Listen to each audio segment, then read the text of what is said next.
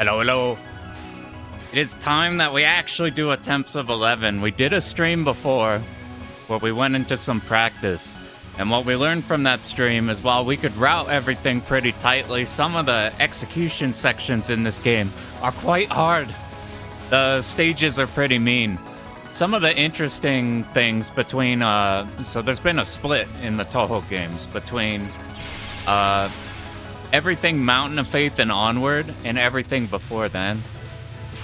I think they call it like the golden era or something for like Touhou 6, 7, and 8.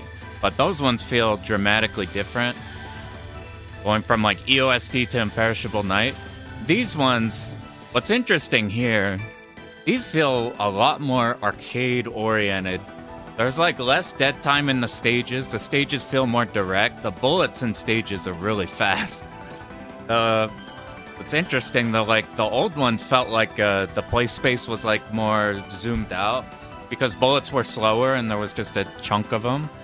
Here it feels more direct challenge. So like before I really knew anything about these, if I were to compare this game to like a cave game, I always thought this one was the DOJ out of all of these. It could have been because of that direct challenge in the stages, or it could just be because, I don't know, this is, compared to like Mountain of Faith, this is a less bright game. We're going underground and everything. Now, we're doing Lunatic, when you're playing normal mode, this was the one I found by far the hardest on normal.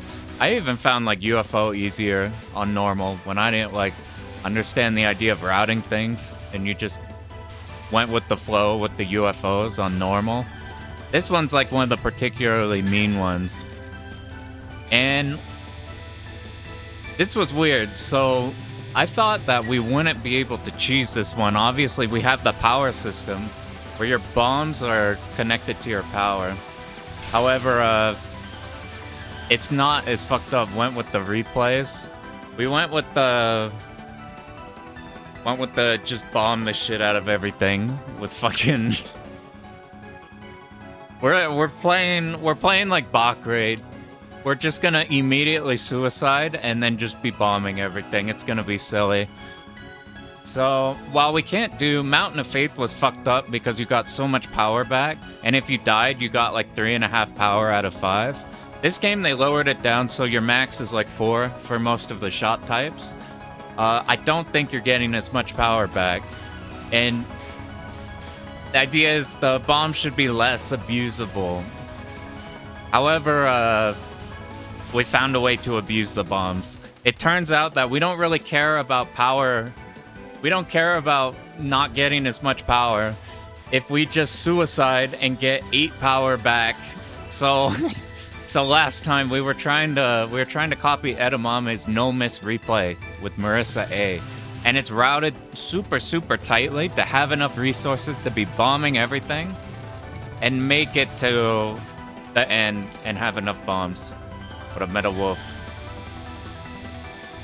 But the problem is I can't do the stages that well.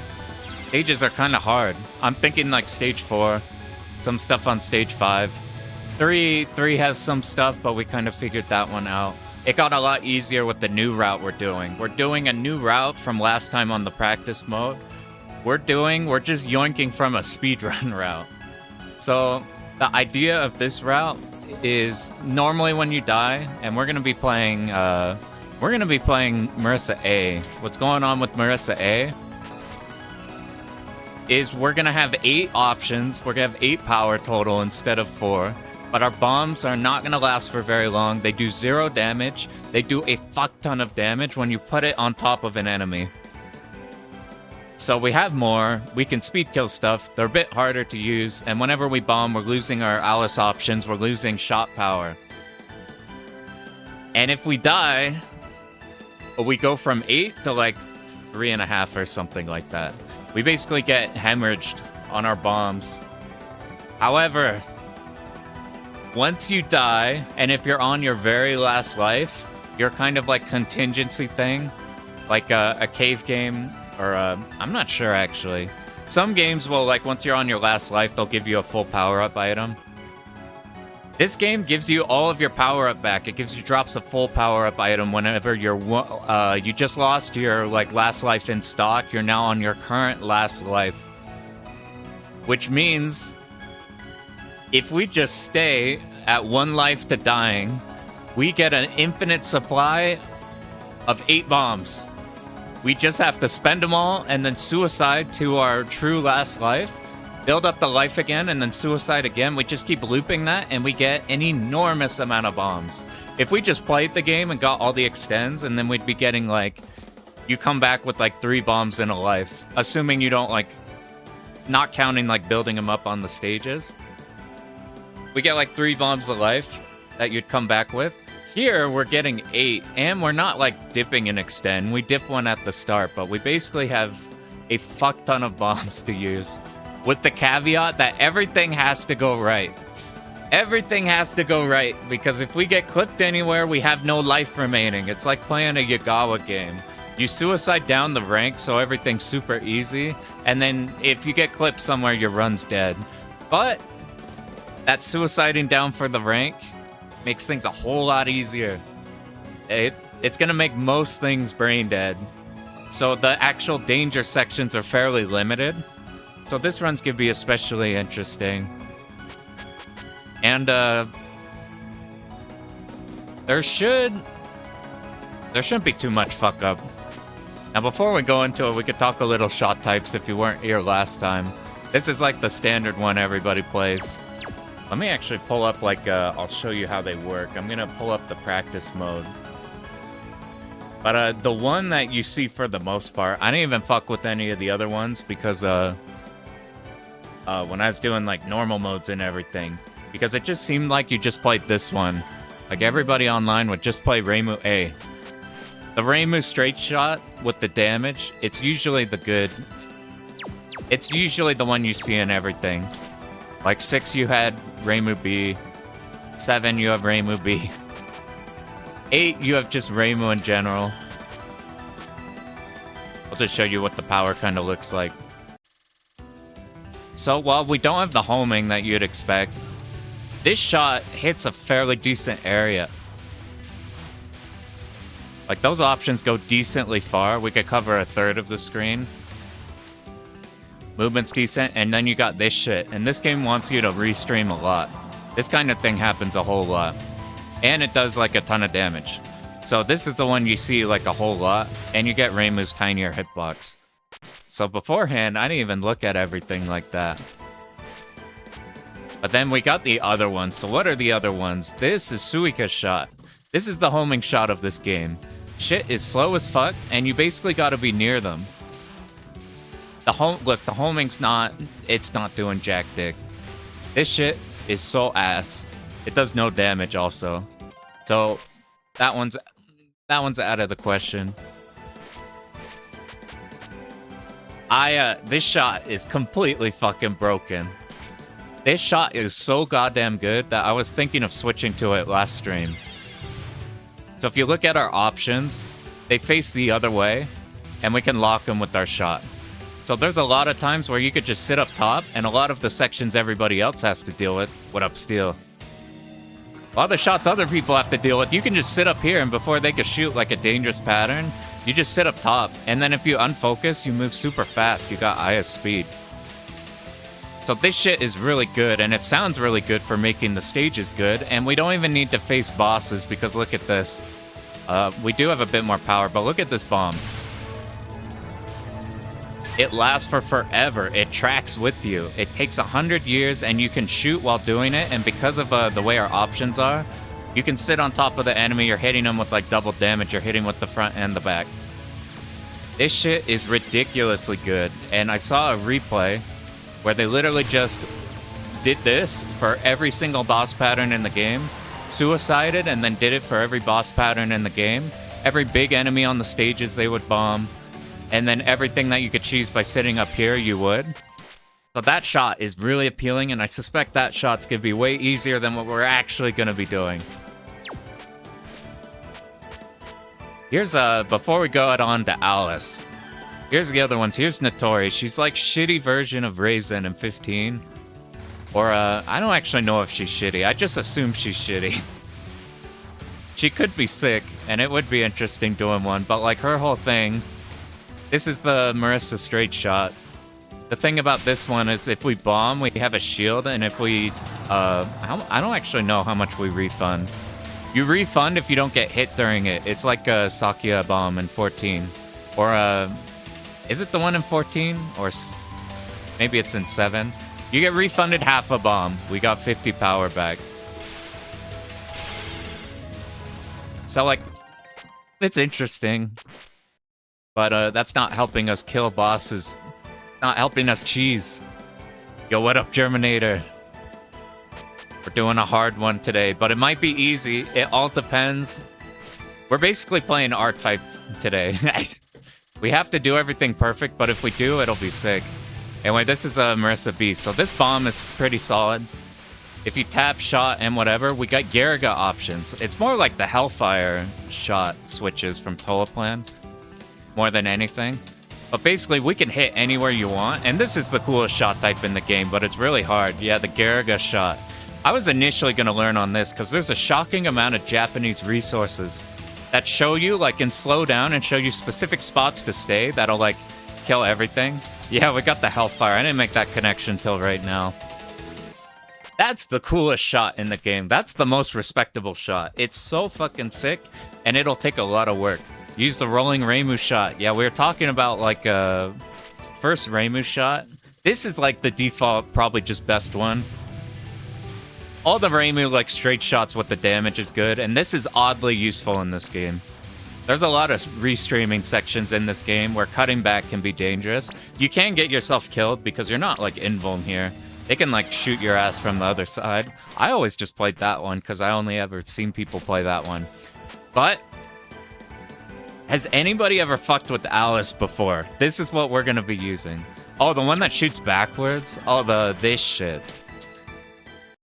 Yeah, you get your Dogyun speed. This shit is so sick. I prefer the speed over the warping through. What up, Sensei? And this shot is unbelievably good. This bomb is fucking busted.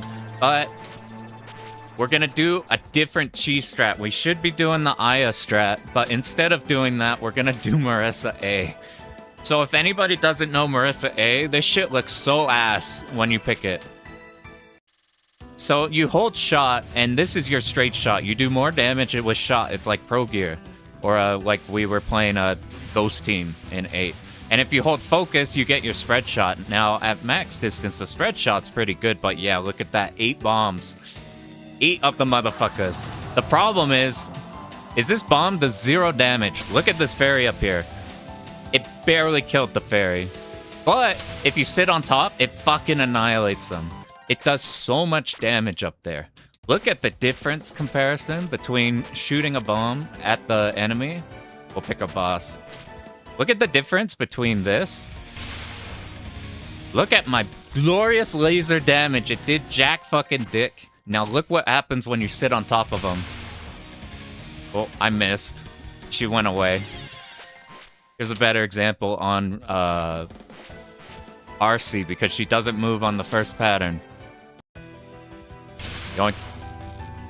Does a whole lot more. That did like octuple the damage of the laser. And you can shoot while doing it. And because you're invuln during it, and invuln slightly after it. When you bomb, look at your character. You kind of, because of the lighting, you go red, but you are invuln for a short period after. Like that death bomb window was about the one, like right after it'd be hit. Tight ass bomb though. Yeah, this is our whole run is gonna be about using this bomb and annihilating the whole game. The problem with this bomb, and it's a big problem, is let's say, look right now, we have 9 lives. If we die with 8 bombs, instead of going back to whatever we would, I guess we just drop down a power. But because our shot power is so directly attributed to our power here, if we ever get stuck, like I would have a section with 4 power and I'm supposed to have 7, all of our speed kill strats won't work. We're not going to do damage. A lot of our damage, while the bomb helps, is dying because of our options being gone. So we were running into a conundrum where when we wanted to try for like the route that was like a tightly constructed no miss with that shot, you have to do a lot of hard things, and you have to plant your bombs super precisely. Until we found something out. I want you to look at what happens. We don't even need practice mode. Watch. Here's what happens. Look at our lives here. You see we have a couple in stock. So we get some power there, right? That's cool and all. Look what happens when we have no lives remaining. If we get put to our last life, this shit happens. So we only have one in stock. We only have one in stock. Let me put my power down. This is the big thing we're gonna use, and it's gonna, like, pretty much dump on the whole game, assuming we don't fuck up. Look, we have 0 power. But because we got put to our very last life, we get this full power up. For 8 power. And because of the way the lives work in this game, you don't, like, they don't drop extends. There's no scoring extends. The way it works is if you beat a pattern without dying, they drop a life heart fragment, whatever the fuck. You get 5 of them, you get an extra life. The bosses generally have more than 5. We can route it so that we're always about to die. We build up a life, and then we suicide somewhere back to 8. And this way, we get 8 bombs per life. We can die at 0 power anywhere, and we'll get back to 8.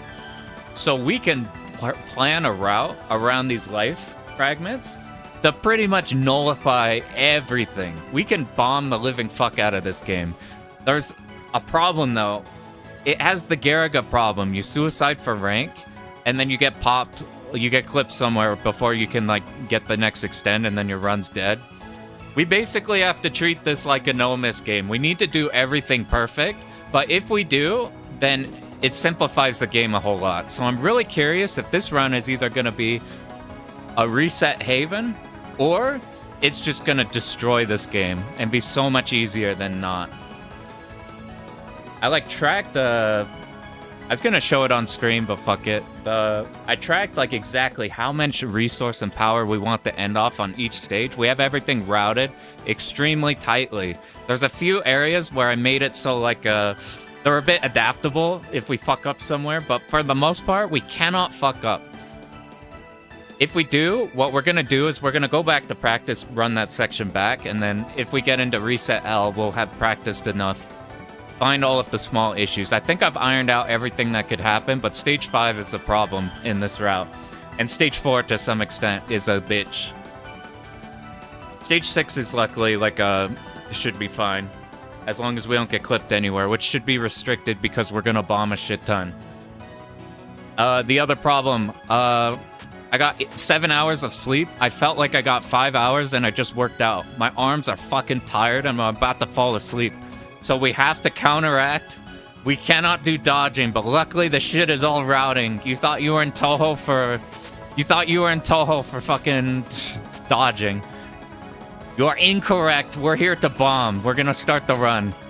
Look at our first strategy. Fuck this shit. I have too many lives. Not only does this make the start of this stage easier, or just the stage in general, because you're not supposed to be able to hit max power at this point. How does this work against a bomb shield? Oh, I basically changed the speedrun route that we stole from to give us 1 extra life. We'll go into the last boss with like 5 bombs, die, and have 8 bombs, which is way more than enough to do, like, it's way more than enough. Like, I've captured the last spell a few times, and it shouldn't be a problem. This stage is lenient on power, even if we drop some, so we're gonna time this out. This is something we'll do a lot in this game. We either want to delay the mid-bosses as long as possible, or here, the last pattern is more dangerous than just doing this shit. It's far easier to do this shit, and while we get these extra fairies, much easier than the last pattern. Here's how we do this section. We're gonna clear out the left side. Now, we graze here. Whenever you graze in this game for a significant amount of time, that bar on the left fills up and glows. And you basically get a point of collection for all the power-ups anywhere on screen. We sit here on the opposite side of this ferry because that's where all the Zakos are coming from. After 2 DNA waves, you swap over. And we're just trying to be on the edge of those waves. And look, we hit 8 power on the first stage. You think nerves would get to? That's what we're going to find out, because it's super weird. Because it does everything for you, but you can't fuck up anywhere. So like, here's the first bit that's... the enemies in this follow you pretty tightly. So like, we're on the left side. She's going to move to the left. Because of our bombs, they have to point blank. We need them to go where we need them to go. So I'm making sure I'm holding auto.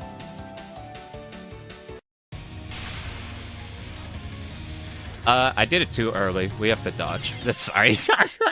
I was practicing, Alright, we'll go back to it. I was practicing, what do you call it? I was practicing the stage 3 boss, and the stage 3 boss, you have to immediate do it. I forgot that for her, we need to just wait till she shoots. But that's okay, we'll get back there super fast. I didn't practice stage 1 too much, because, shit's easy. If you want to get for score, this is a bit harder. If you actually fight the mid-boss, it gets a bit harder. But for this strategy, because we get so much more power than you're expected to have, this first stage is not bad.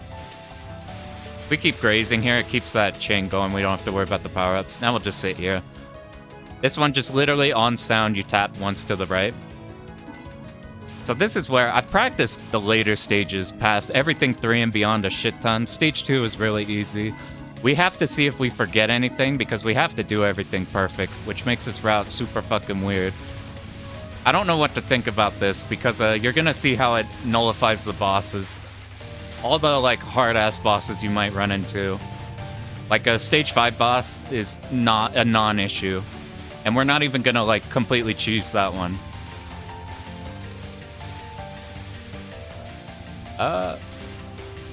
I messed up a bit. You want to, right after the 2 DNA waves, that's when you move over. We should just have one more here. Okay, let me show you how that shit actually works. Actually, you know what? I forgot. We're doing the 2 bomb. I'm pretty sure I have down our exact resource management. I'm pretty sure we're just 2 bombing you.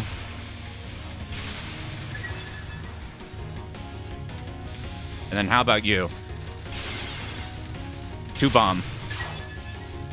Now, how about you? This has a safe spot, but it has some execution. You know what that means, 2 bomb.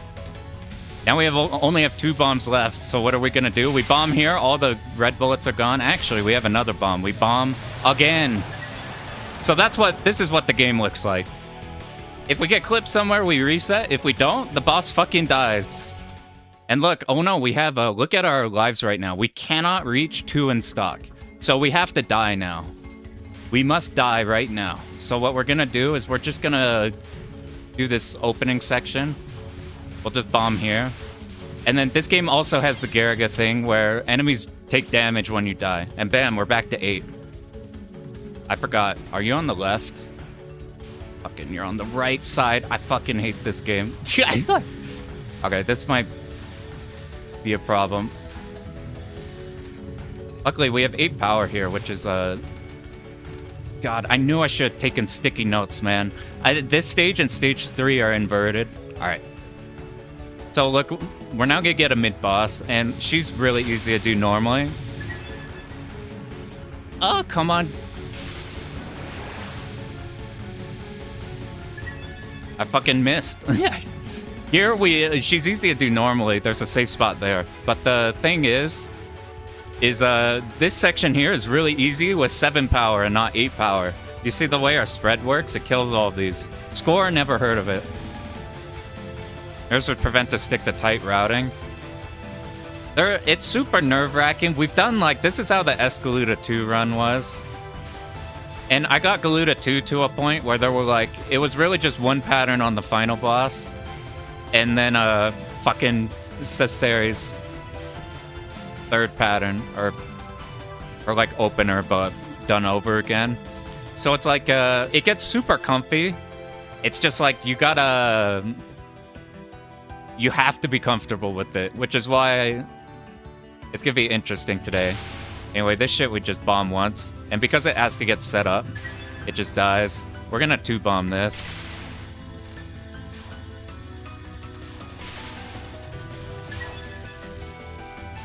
This one we bomb. We look to where she goes. That's really important.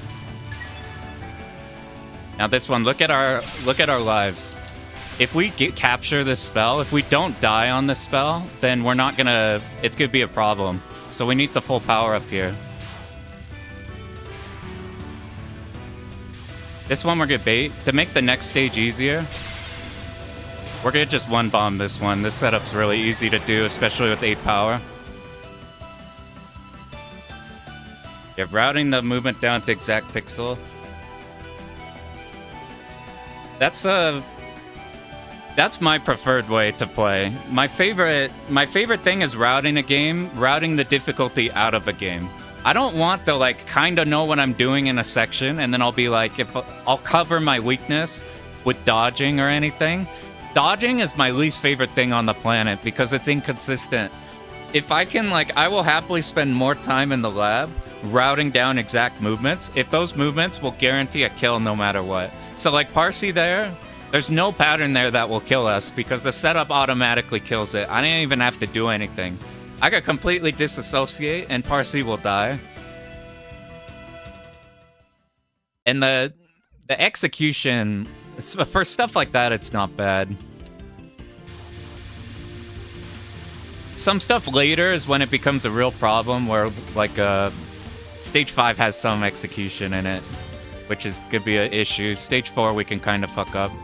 Here we sit in the middle. 2, 3, 4, 5. This motherfucker's to the left. I remembered you this time.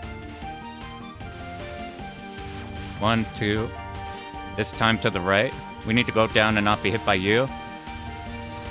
It's parts like this that are terrifying. Okay. If we bomb once, she just dies right away. Bomb twice, she's dead. Now we're gonna double bomb this one, and then we have a bunch of bombs to use in the next section. So we wait as long as possible, get damage in. Bam, she's done. So this is the setup here. Look at our... We want to die on this section, both to make it easier and to fill up our power for the boss. So we're waiting for the lasers. This shit's easy. Lasers come in. And now... we spend them. Okay, and then we're gonna die right here. Because that clears out the rest of it.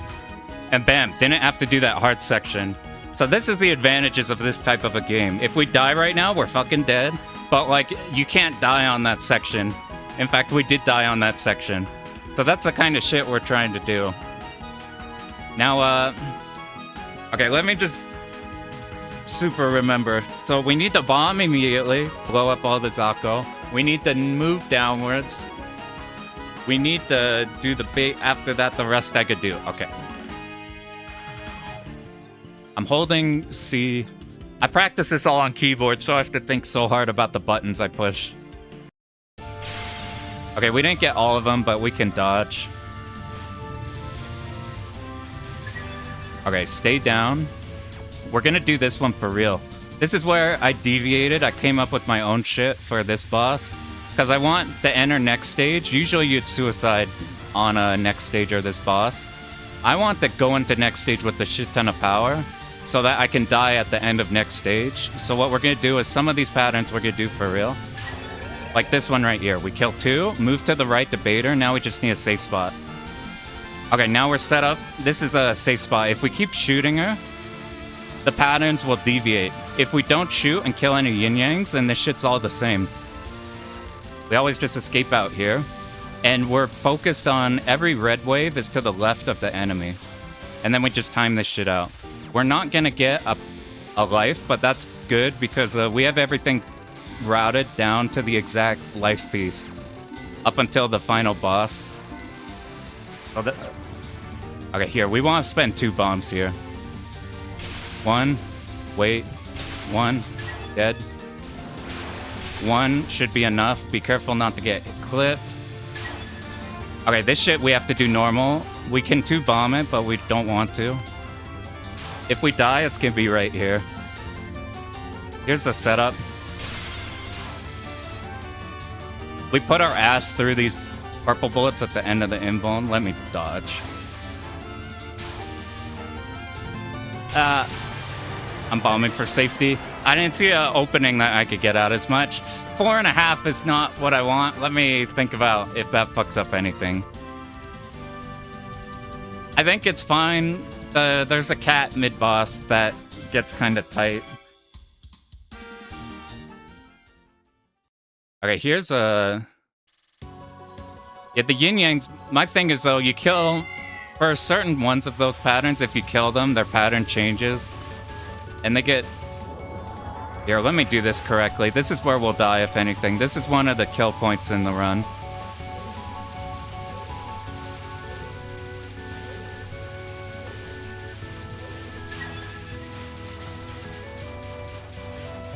Actually, this whole stage is a fucking kill point.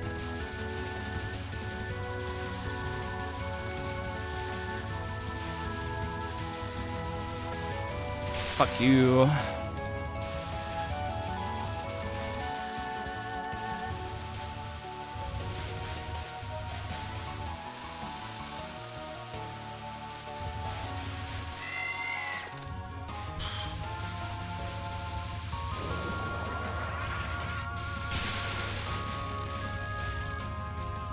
Okay. This will die before it explodes at this power. Okay, so that's one hard section out of the way. The next section is hairy, but we have a fuck ton of bombs, and the reason we did Yugi correctly and didn't suicide on you on the last boss was so that we can die here. So we can spend all of our bombs on this shit and have room to die to skip a section and then enter Satori with a bunch of bombs. So we are literally just gonna bomb spam this shit. I needed to graze enough so that we could start the graze going so I could get some power back. And we are literally just bomb spamming this shit. I don't want to risk any kind of clipping here. Ah, that's so fucking bad.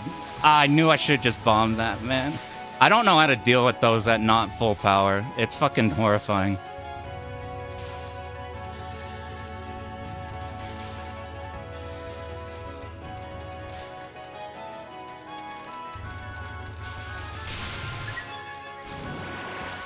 Oh my god, we recovered it. All right, this is where we want to be. Usually I want to bomb everything up until that exact moment. Suicide on the last fairy, bomb it, and now we're back to here. Use Steam input, map it to keyboard. Map the game to keyboard? Or map what to keyboard? I was thinking about having keyboard here for certain specific sections that are more scary. But, so I originally, I've been practicing it all on keyboard on a different setup just because it's easier to just turn on and practice while something else is going. I went over to this and it felt really laggy, even with Special K and everything. I found out I just didn't set up the fast response time, and now it like feels really good on stick. What a please appreciate. It looks like we're in peril, but we're at the exact point we need. This is Satori. She's really easy with this kind of a setup. So look at what happens. Wait till she shoots, bomb. This'll die before more bullets can happen. We... 1, 2, 3. Move down. This is an easy dodge, and then this shit dies. 1, 2. Now she gets her unique patterns based off which character you are. These green fairies don't have a hitbox. Or at least right now. We just track where she is, so we're for sure hitting her. Now this one is usually really a pain in the ass, but we can bomb set up it. Ah, that's... I killed the run, unfortunately. I tried to... Unfortunately, what I did there is, I thought my bomb didn't work. I put a bomb in the middle of the screen. Because I put the bomb in the middle of the screen, I thought I wasn't hurting her, so I tried to greed out damage, and because I did that, I killed her, which is an issue. So we'll just get back there real quick. Luckily, we did make it even with the... We fucked up the stage 4 section. And even with fucking up the stage 4 section, we still could make it. So if we do it correctly, we can happily bomb spam that hard shit. So what happened there is that was the exact pattern we had to die on. You are required to die on that one. Otherwise, you saw what happened. We got 2-player count, which means we lost 5 bombs, which is not... Except maybe like stage 5 is too hard. Stage 5 is too hard to do, like with low power for me. The way I have it routed is we need going into it with like 7.5. And what would end up happening in that type of a run? I've been yapping and not thinking. How do we fix this? I completely forgot the setup. We're on the opposite side that we should be. Maybe we'll just one bomb this boss's first starting thing. Yeah, we're supposed to have 8. I forgot. I was too busy thinking about Satori. We'll just one bomb you and dodge. Oh god, that's not how you do that. I forgot. I did the Parsi thing again. With Parsi, you bomb her immediately, and I can never remember that you have to wait till she moves. It's okay, though. I know all the stages pretty decently, except for this one. This is the only one I don't look at. Because, if you do it right, even with one bomb, she dies. But I keep bombing her right away, because a lot of the times with the other characters, you have to immediate bomb. She's one of the few you have to actually wait there if you're not doing the 2-bomb strategy. Actually, I want all this power. So here we just tap. Yeah, we're gonna do a setup so we don't even need to think about boss movement. But the reason we died on Satori is we picked up the second power-up. We now have 3. We need to triple bomb Satori's last pattern. We would then end up at, like, maybe end the stage on 1 power. And then we're pretty much fucked. We're actually, like, not as much as I think. But, I don't want to do any math. I don't want to do any math in the run. So if resources go out of whack, I don't want to make, like, mid-hard dodging section counting fucking stars. Alright, now we're back here with the proper power. You just had to make sure to start off with the fairies in the right spot, so we're actually hitting them right.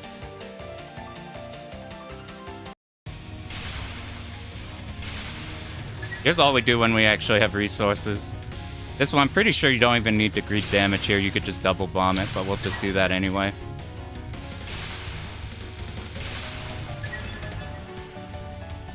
And then this one, we just wait, double bomb. This clears out all the red. This one's just for damage. Even if you dodge the purple there, it's really easy. You can get away with one bombing that. So now we're about to get a life, which is really bad. Well, really good for our route, but it's really bad if we actually do get that life. So we're just gonna sit here and wait till the end of this section, and then we'll suicide on the beans. So now we get a full power-up. And now this is, does she go to the right? It's the right, isn't it? It is, I remembered for the first time. Even if you don't kill these right away, you get a pathway out. It's really easy. And we have more power than you're kind of expected here. At least, with this type of a shot in bombing. We generally have more power than you would think for the amount that we're bombing. Just to get you out of the way. We actually picked up the power up that time. She doesn't have a hitbox while she runs off screen, so we don't have to worry about that. Because we're at 7 power and not 8 power, this is lined up here to hit these perfectly fine. Not that this section is hard, but because of the nature of this run, where we can't afford a single fuck up anywhere, any section like this, where we can cheese it, is a section that we don't need to think about, is a section that we're going to take advantage of. Okay, we're at 8 power. If you run out of power here, you can just not shoot these. Let them fire until you can build up your bar on the bottom left, and then you shoot them. Yeah, why dodge on Touhou? I avoided Touhou because I didn't want to dodge. But it turns out you don't need to dodge. All you need is the bomb button. Look, we do a lot of point blank on this too, just holding shot. 1.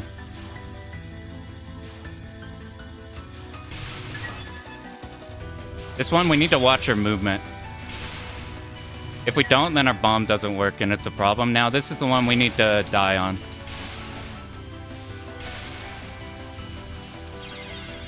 So that one, we die on purpose. This pattern's over. We don't get the one-up piece, which is good. We don't get the heart piece. We're gonna use this setup to just one-bomb it.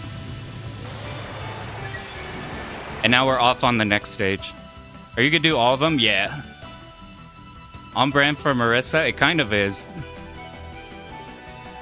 It's how all the Marisa routes too, like gameplay-wise, are super interesting.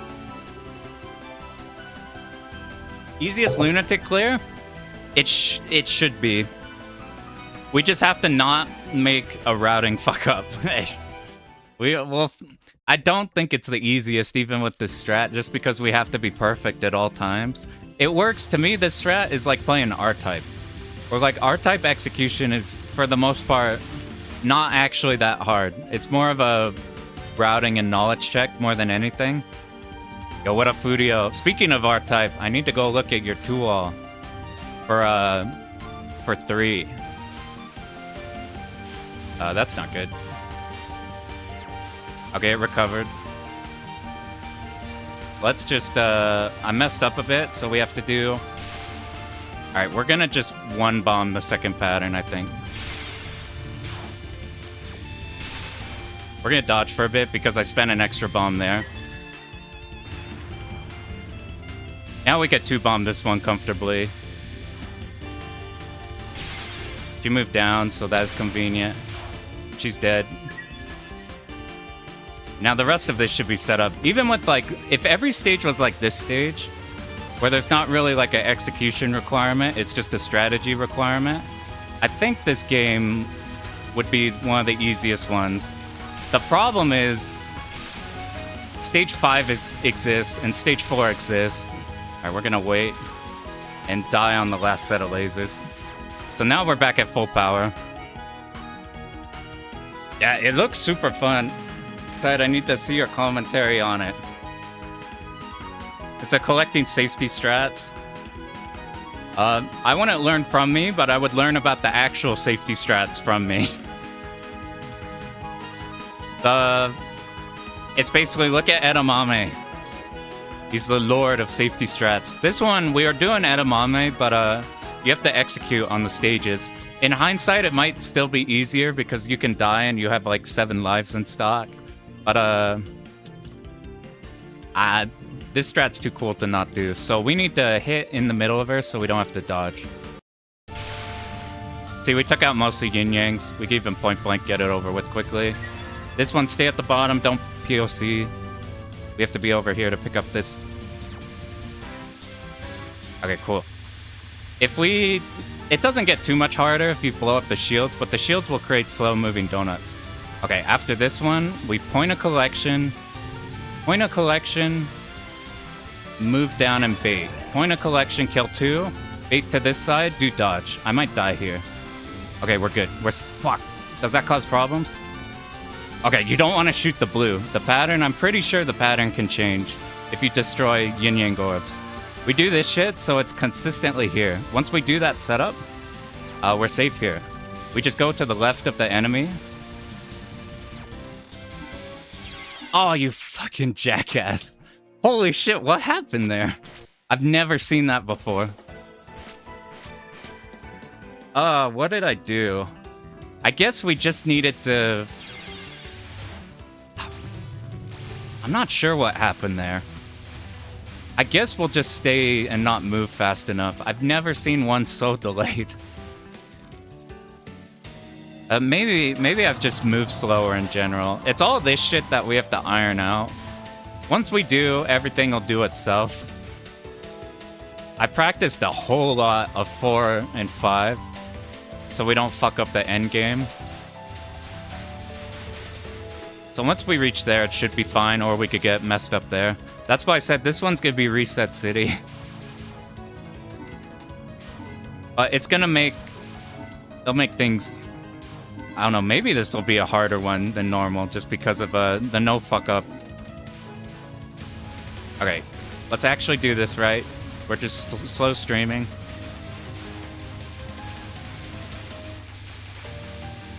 We want to graze you to get things started.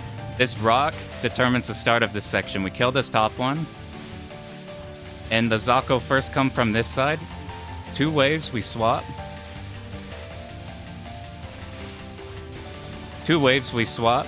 There's probably a better point where you can have the Zako waves not appear. But it probably doesn't matter.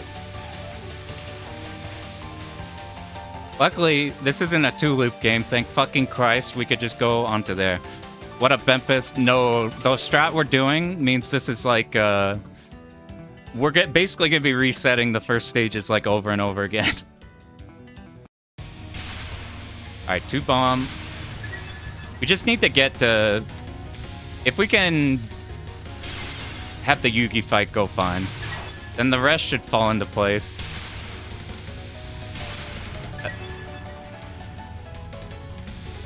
But you can see how everything...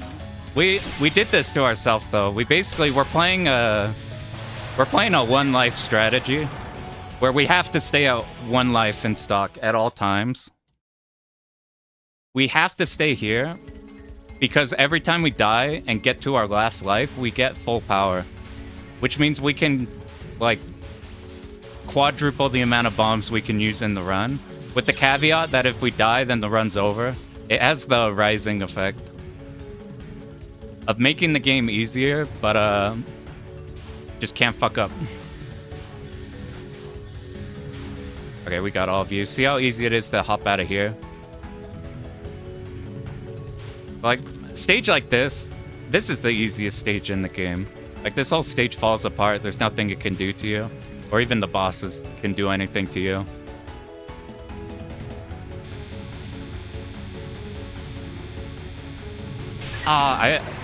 That's not a problem, but I need to start thinking about what I'm doing. I had the bomb right away there and I didn't. Now we're at the perfect spread. Now we get to chill.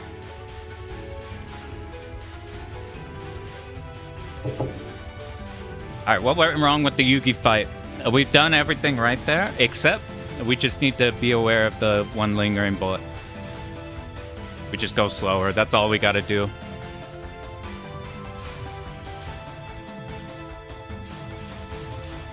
I think this should fill the full. It does. Every power instead of giving 5 is giving 8, since we have the 8 power instead of the usual 4 in this game. Yeah, in Touhou 8, I've thought about doing that, where you can mod the game, where you fight both of the routes, and then you fight Moku at the end. Alright, hold C. Delete the bullets. And she's dead.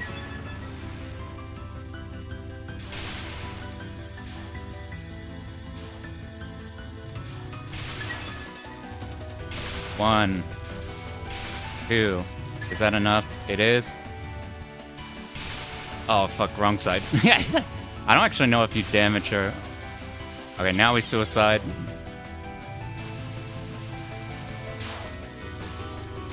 And now we have a shit ton of damage with 8 here.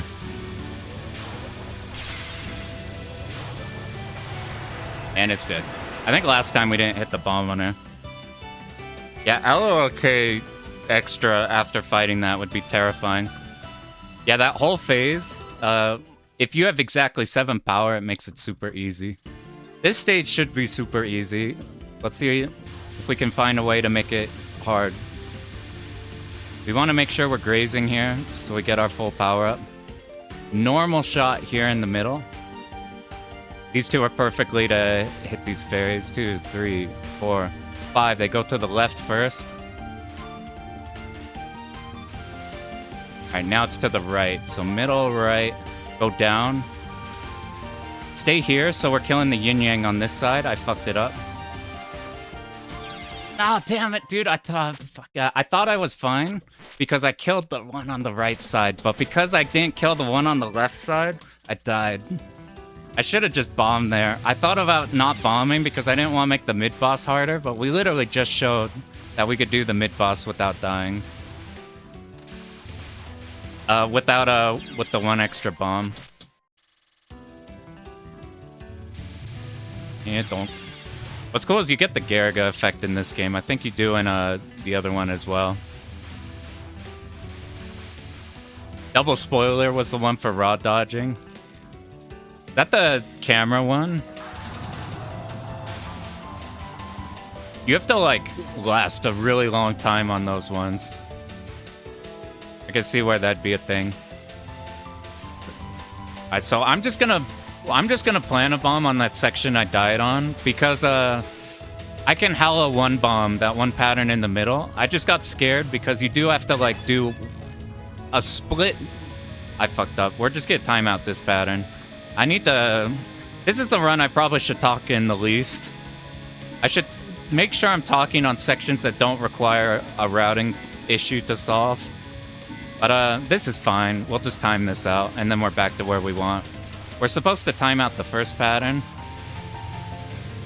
Alright, now we want to kill rock, go to the left side. I should talk out the route that I'm doing instead of thinking about things up ahead so we limit the amount of fuck-ups we do on the current stage.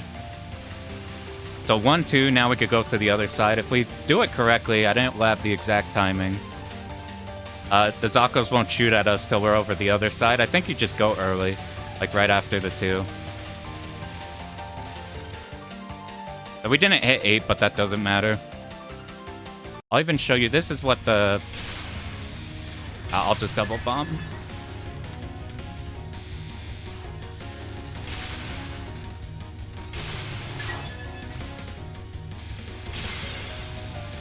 I keep thinking about making decisions, and that's a mistake. We need to make 0 decisions. We just need to do the shit we practice. No decision making at all. That's a recipe for disaster in this type of a run. So we only get 1 power here. That doesn't matter. We're just get suicide at the end of these first Sako. These guys, if they get a shot off, can be a thing, but it's fine. And then the beans come in. We die here. Whoa. Oh, God. All right, this is why this run is so fucked. Damn it, dude. Did you see our life count? Because we captured, we didn't time out the fucking bucket boss. We got too many life stock, so we have to reset. we got too many heart pieces, so it's over. Alright, sorry. I knew I should have practiced stage 1 and 2 more just to prevent restart syndrome. But I'm like, I really didn't want stage 5 to be a problem, so that's like all I focused on. Was making sure stage 5 was not a problem, because there's a lot of execution on stage 5, even with the cheese strategies. So here, what happens is if you kill a pattern without dying, then you get a piece. Because we captured this pattern and picked up its heart piece, we basically fucked the entire route. And we could have fixed that by just not picking up one somewhere, but because I didn't recognize it in time, our whole route got fucked. And we could fix it. Like, I could do that stage without, like, the suicide to bomb increase. That's what we were planning earlier. But I don't want to. I want to make 0 decisions. I want to just do the route and not have to think. The whole idea of this route is once we know the route, it automatically does the entire game for us. We just have to iron out all of the little problems and practice talking while doing... We shouldn't make any resource decisions. We don't need to make any resource decisions. Yeah, it's cheese in a sense of... if you do the route, you cannot fuck up the route. But if you don't do the route, then you die. You just have to not the route. You just have to do the route. That's all you have to do. So, like, look at this boss here. This is an impossible boss to fuck up. You cannot fuck this boss up. The only way you can fuck this boss up is by going, I can save a power here. I'll do it 1 bomb. or by like not doing what you planned. But if you planned it, look at what happens. Like the whole boss dies. This is how it is for the whole game, minus like a section in stage 5, which is why I worry about stage 5. See, like now our power is 1 left, so we have to die before we can get an extra heart container.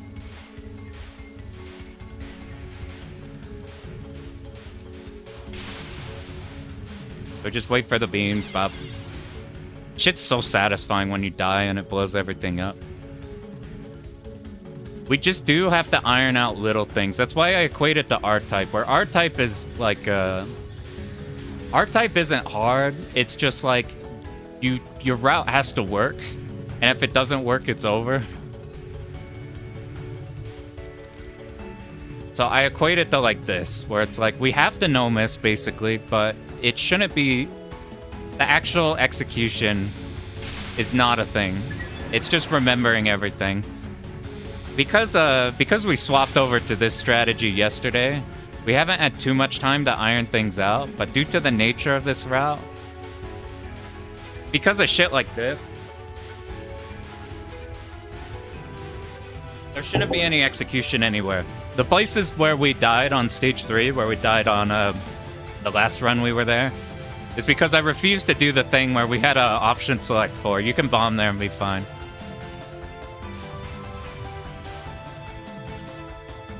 We get our full power from both of these, I think. If not, okay, cool.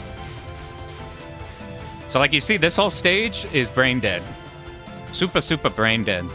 And then this boss is also super brain dead.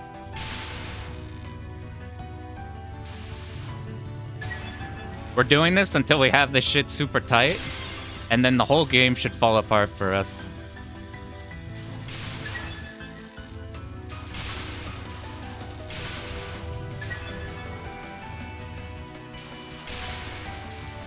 Two, go other side, 1 bomb.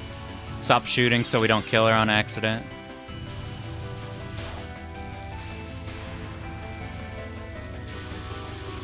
I'm gonna move up to make sure that I get the point blank bomb, because look at our damage here. See, like shit like that, this was like a 0 execution fight because of this strategy. Yeah, checkpoint recovery.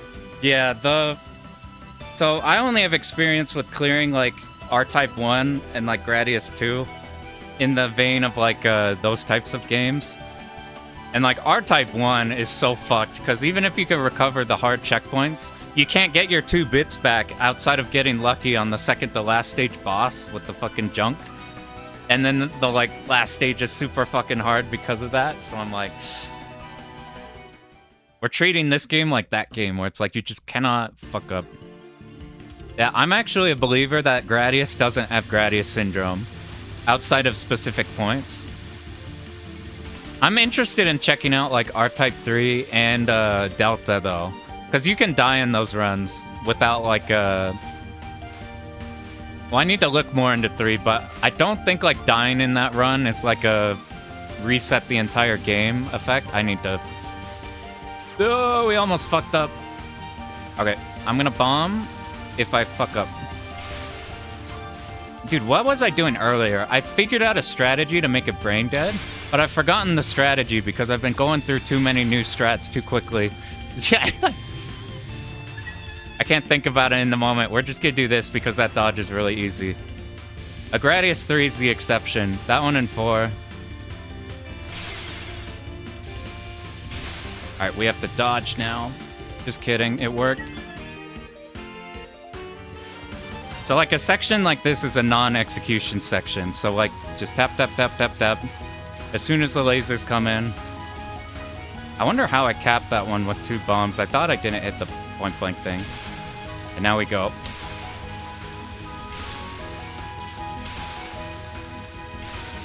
And now we die. We have to die before the end. Otherwise we die during this first pattern, which we're supposed to capture. It fucks up our resources. Every checkpoint R-Type 3 recoverable. Loop 2 different story? Yeah, I'm interested in Loop 2. I haven't seen Loop 2 of that game. 3 is pretty recoverable for the Ice Cube section. I heard the base is impossible, but the like Ice Cube section you can die like 8 times on. And you probably will. Okay, let's go in the middle. See, we get most of them. We have to be on this side. Power-ups over here. Alright, now we're home free for this pattern. Let's not fuck up the last one. I'm gonna be so sad if I do the same error. Fuck. She should die, though. Alright, 2. 8 to this side. Now we're set up. I'm watching the blue. Dodge the blue before anything else.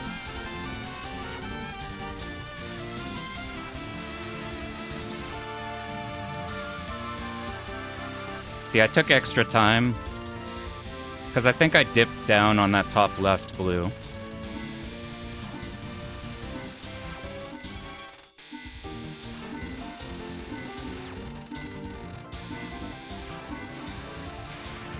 Alright, this is a 2 bomb.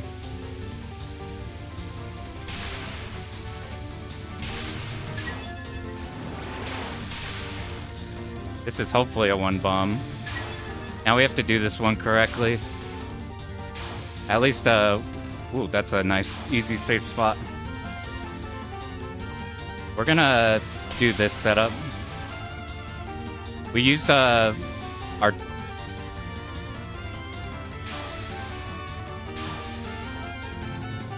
Yeah! Yeah! Okay, this will make this next stage easier. We did that because the strat we're copying, like, dies on this stage.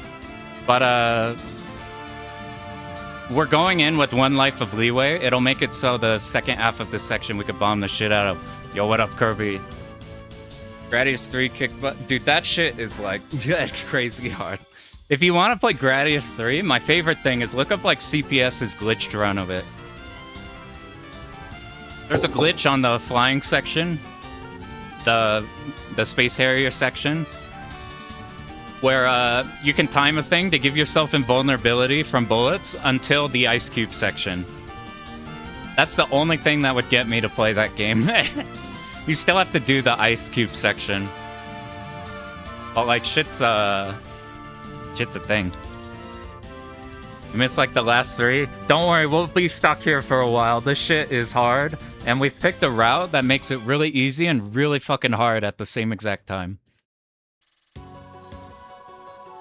I'm gonna focus up on this stage.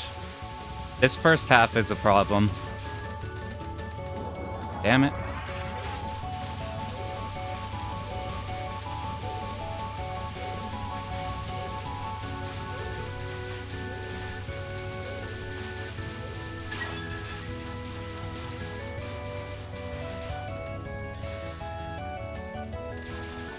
I fucking hate this section so much. It's unbelievable.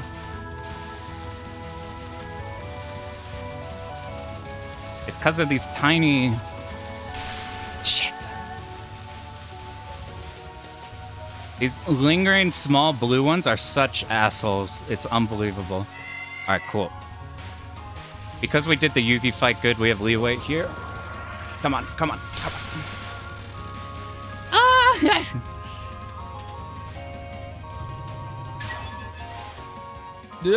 Fuck you!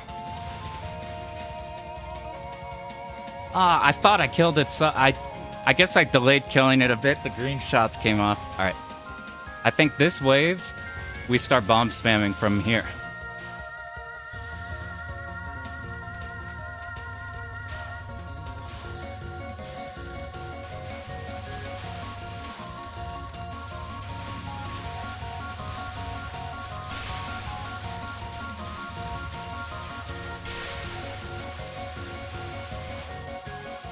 I need the graze. I'm like, there we go.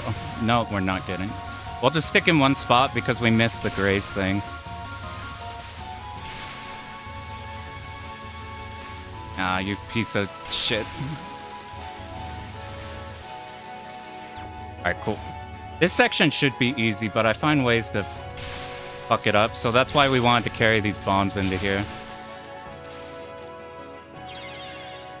Now we die, and then we bomb you. This brings us back to there, so now we're to Satori. Is UFO considered the hardest? I think so. At least for No Miss, No Bomb. Or I'm not sure. Just in general, it's really fucking hard. I don't know what actually is the hardest for normal play versus like a no miss play. As an easy safe spawn though, do you have a replay showing that? Because I'd hella steal from that. You could play Marisa in 15. In 15, I'm just gonna Sane and then get 90 bombs. That's what our 15 strategy is gonna be. I suspect it'll be way easier than this thing because we're bombing more than not. Okay, Satori. Satori should be easy if we don't do anything dumb. Almost died.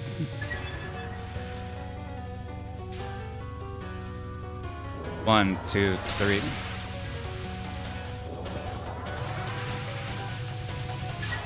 Fuck me. I like did bad damage. All right. Wait till she moves.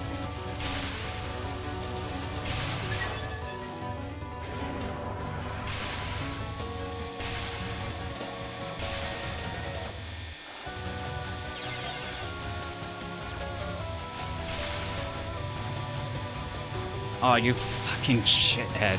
Why isn't she dead, you fucking asshole? Oh, this is gonna cause so many problems. I was so scared of dropping the run like last time that I fucked our damage so bad. I don't know how to fix this. Alright. We just got a game really fucking hard. This is really, really bad.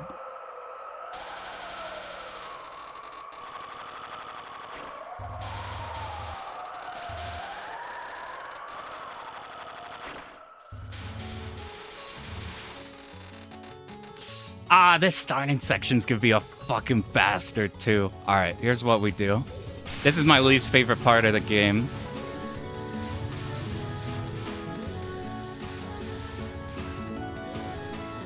I can't afford to use focus here because our damage is so bad right now, but luckily it's concentrated enough with our current option count.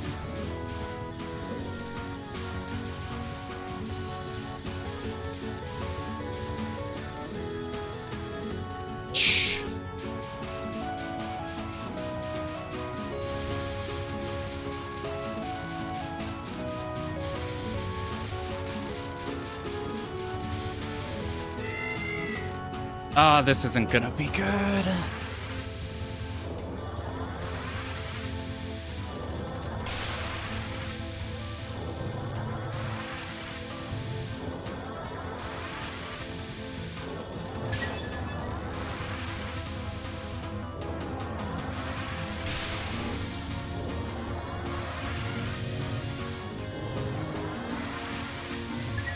I killed it too early. We need to delay this as long as possible. This shit's really hard, by the way.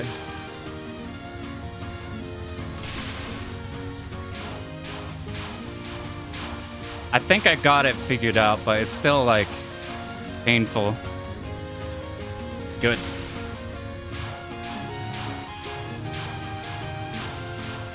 Okay. Come on, come on. Well...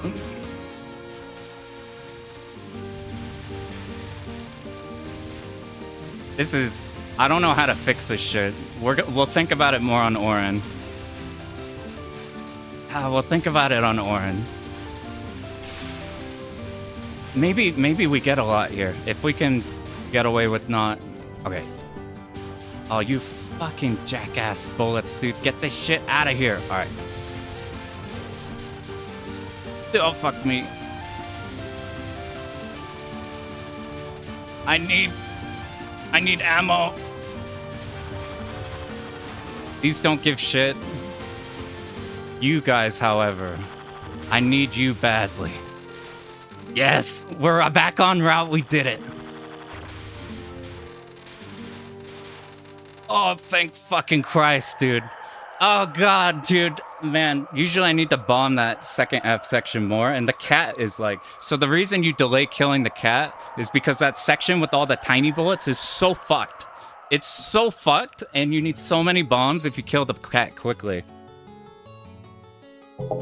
So you have to delay killing it as long as possible. And you have to, like, really delay it. Like, we even didn't delay it enough, and we had those remaining bullets there. It worked, though. So let me calm down for a second. We're back on the route.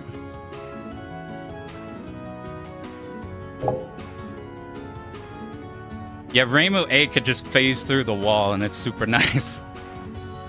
Okay. Need a bomb early. Okay, I remembered the point that will blow the run if I fuck it up. So I will remember to not have that happen.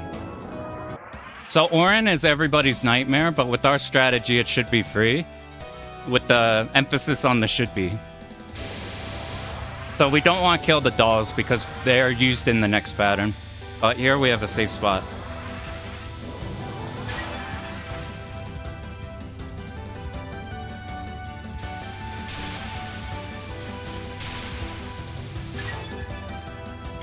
This is a setup. We don't want to pick it up. We need the suicide. We pick up the extend right there. And boom. Now we didn't cap.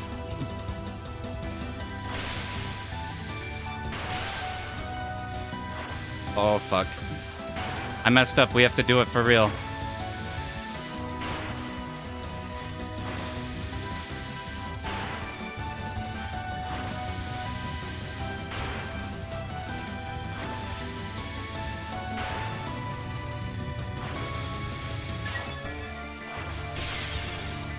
We'll triple bomb this just to get it. You can two bomb it, but it's a bit dicey.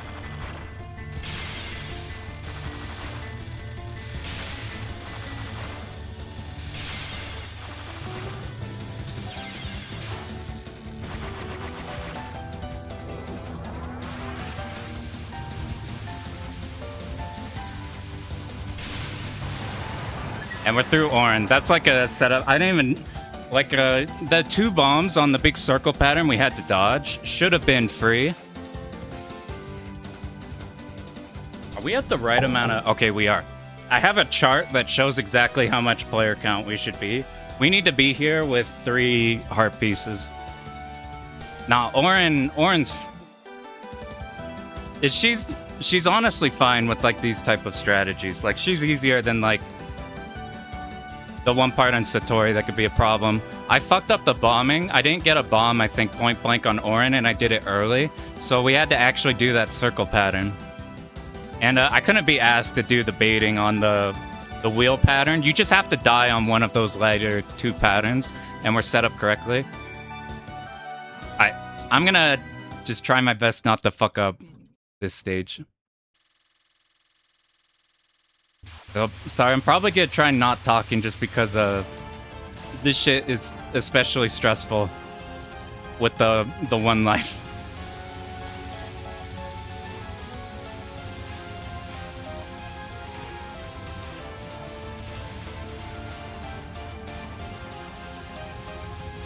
Alright, we're waiting for vertical on the left. Vertical enemy on the left side.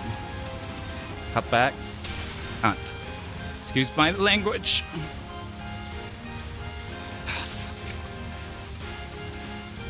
That caused issues. Why is it? What's happening? Usually you stream it twice and you're good. I've had to stream it 3 times. I think I'm moving too fast. Usually I do this on keyboard. If on keyboard, down taps are really easy. I think I'm just tapping too quickly because I'm scared of not being on keyboard. That's okay. This shit damage doesn't matter. It's a 1, a 2, a 3. Okay, we need to get back 1.5 here.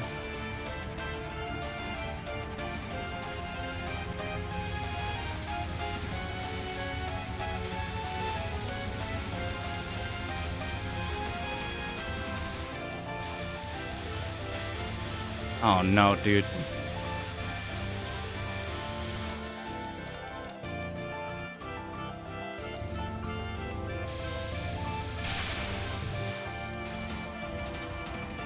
I think we're good. I think we're good. We have 8. Oh, how do we fix this?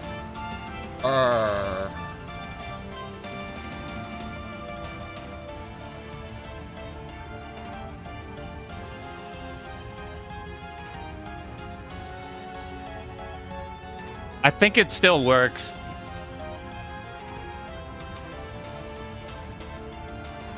I think it still works.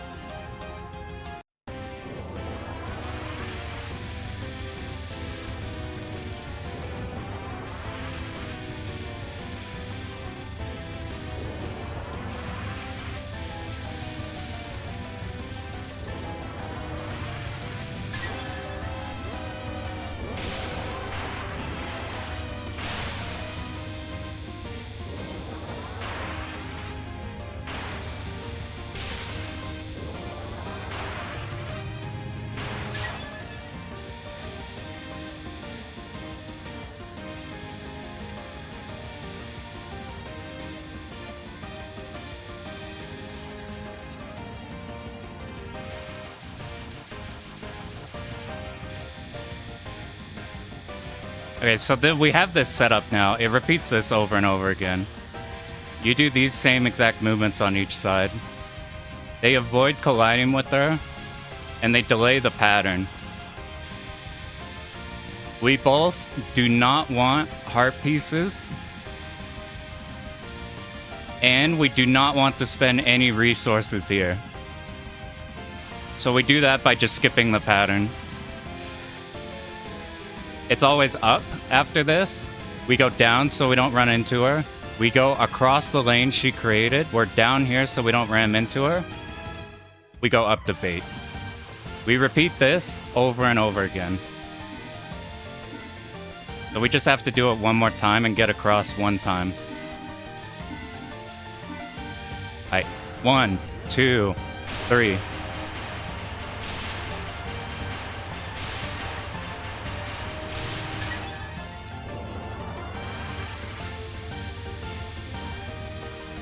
So the other ones are unreliable on Marisa, so we do that safe spot once, and then we double bomb it. Now it's really important we don't fuck this one.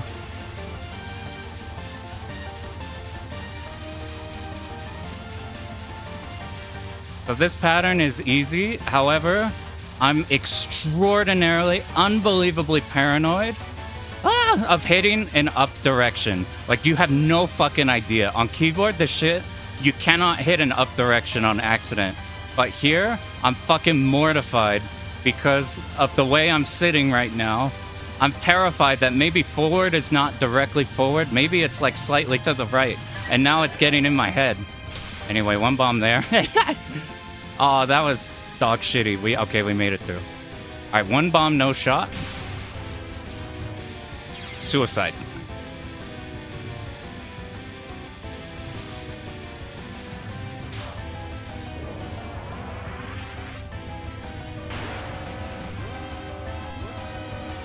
Get in the middle. Where are you? All right, when does it start? When does it start? When does it start? When does it? Now. Now we track her. You can kind of see a circle in the background that's kind of large. Now we're on to the final pattern. And we did all of this so we can have one extra life here so we can die. We can get clipped and we'll still have a full stock of 8 bomb.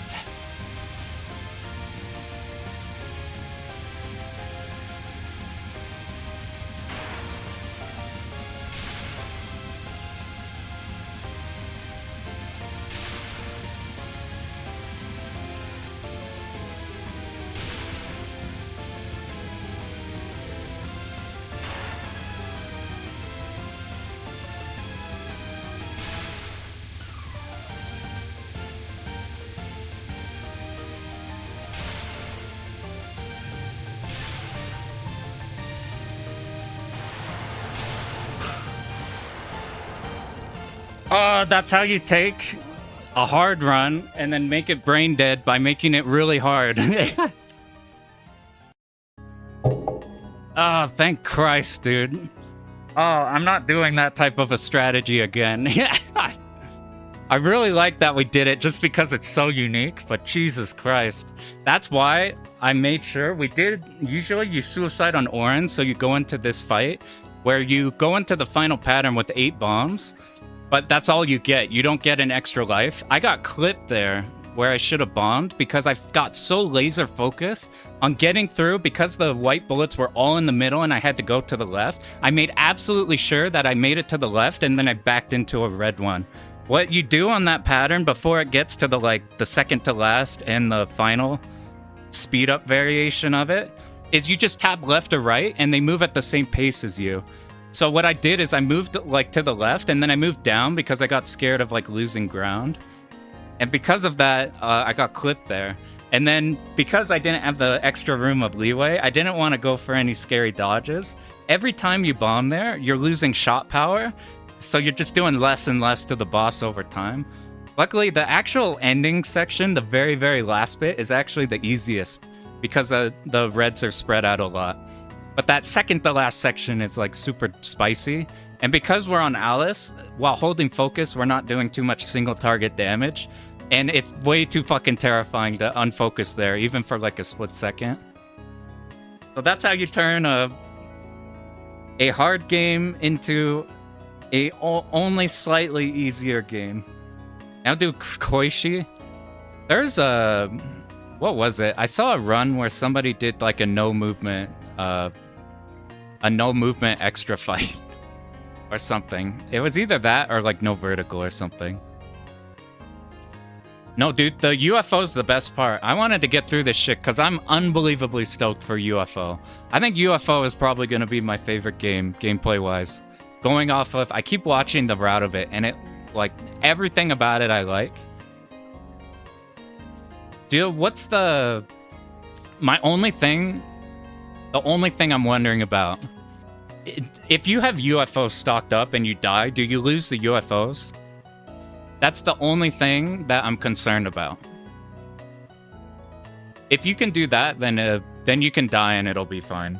I'm mostly worried about the routing game fucked up. You saw how much we reset here. UFO is an unbelievably sick game.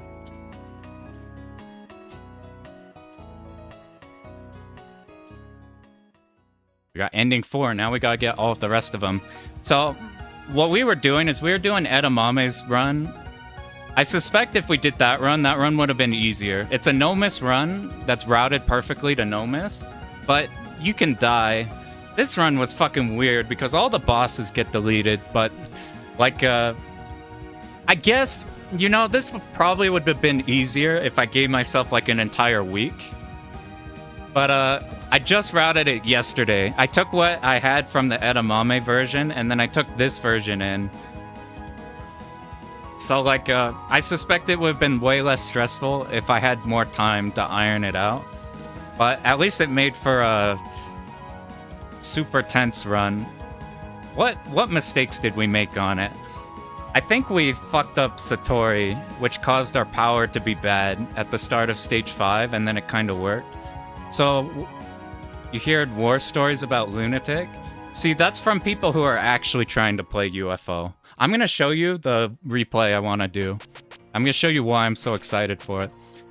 Dude, man, this game, I had no idea where the difficulty would be. I'm like, this game's either going to be the easiest game or the most stressful game. And I think it came out to be both. This is easily the most stressful Touhou one we've done so far, just because we turned it into R-Type for no reason. But I'm super happy with this style of routing. I think it's cool. I think this is a super unique version of a survival route that's like probably not the best survival route you could be doing. If you want to do a good survival route, there's like Japanese commentaries on how to play with Aya. Eventually, when like we get through all of these and then like in the forever future. Oh, there's hella a UFO equivalent. Yo, what up, QQ? We swapped to the MarisaA just like staying on one life the whole game. And it made all of the bosses super easy, but we got in reset hell for a little bit. Because you literally cannot fuck up a single element of it.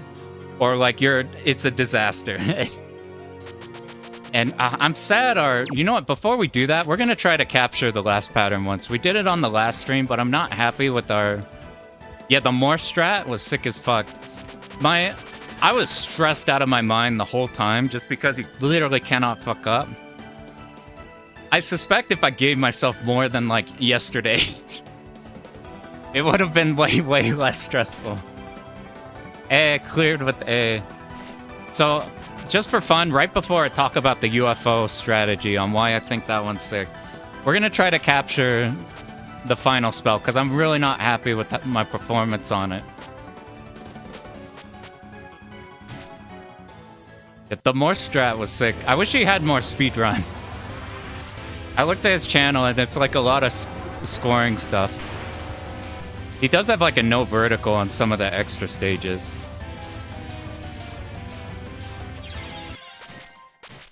Blech. How many have I captured it? We've done it 3 times. Oddly enough, the second to last speed is the hardest because the reds are tight enough while the white's tight. Whereas at the very end, it feels like the reds just fly by you and you don't have to think about them. We kind of want to get behind a red and then look at the white, move horizontally to get in a position to dodge the white, and then we retreat back to the reds. It's easy, though, to dodge a white and then autopilot moving backwards, and that's where our main issue is coming from.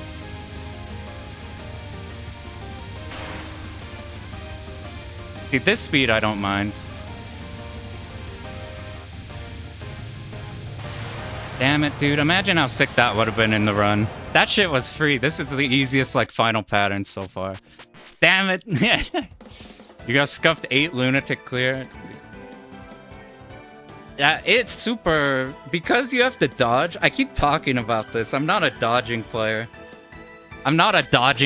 So, like, needing to do that shit for, like, the whole run. That's why I avoided Touhou for the longest time. Realizing that we could not have to dodge has been a game changer. So I'm pulling up right now the UFO one. So I wasn't expecting to be going through all these games, but I didn't realize how fast they were to learn. We've been doing so many 2-alls, which take fucking forever. And if we haven't been doing a 2-all, we've been doing some stupid no-miss requirement that's driving me up the wall. So playing something that's more digestible is cool. Not even in difficulty, but just in time it takes to learn is what I'm talking about specifically. So we're gonna look at Edamame. We'll finally be able to copy his runs. It's gonna be fucking awesome. Alright, let me pull up what I'm interested in now is how fast I could learn a cave, just normal one. Like if we pulled up Guange or something. Kane's non-spells, dude, the non-spells, dude, they're so easy until you do them more. The higher your history is on their non-spells, the more powerful they become. The more likely you are to just accidentally get clipped by them. It was so weird. Like, I've never been hit by them blind, and then the more you practice them, the more ways you can find that they can fuck you up. There's something about it. And her pyramid card's fucked up. Yeah, that shit's a problem. Alright, window cap. I'm gonna mute 11. I'm proud of our 11 one, but I will tell you, I'm thinking, Christ, is ephemera... Blah, blah, blah, blah. One's 37. Which one is that? Is that the pyramid mid-boss one?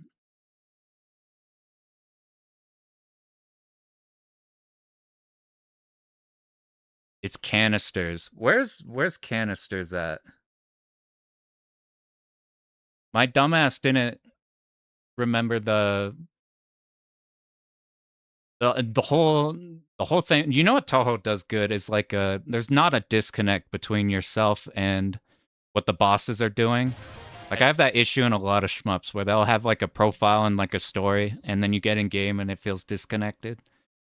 The spell cards help with that. Add personality. I'm just looking at a run to see which pattern that fucking is. Oh, the Katsui canisters? Yo, that shit is fucked up. The only way I could figure out doing that is I found, for some reason, the right ones are less tanky. It was like I could kill 4 on the right, and then I couldn't kill any more than the bottom 2 on the left ones. Those canisters are fucked up. I only captured those, like, only every now and then. That shit's terrifying.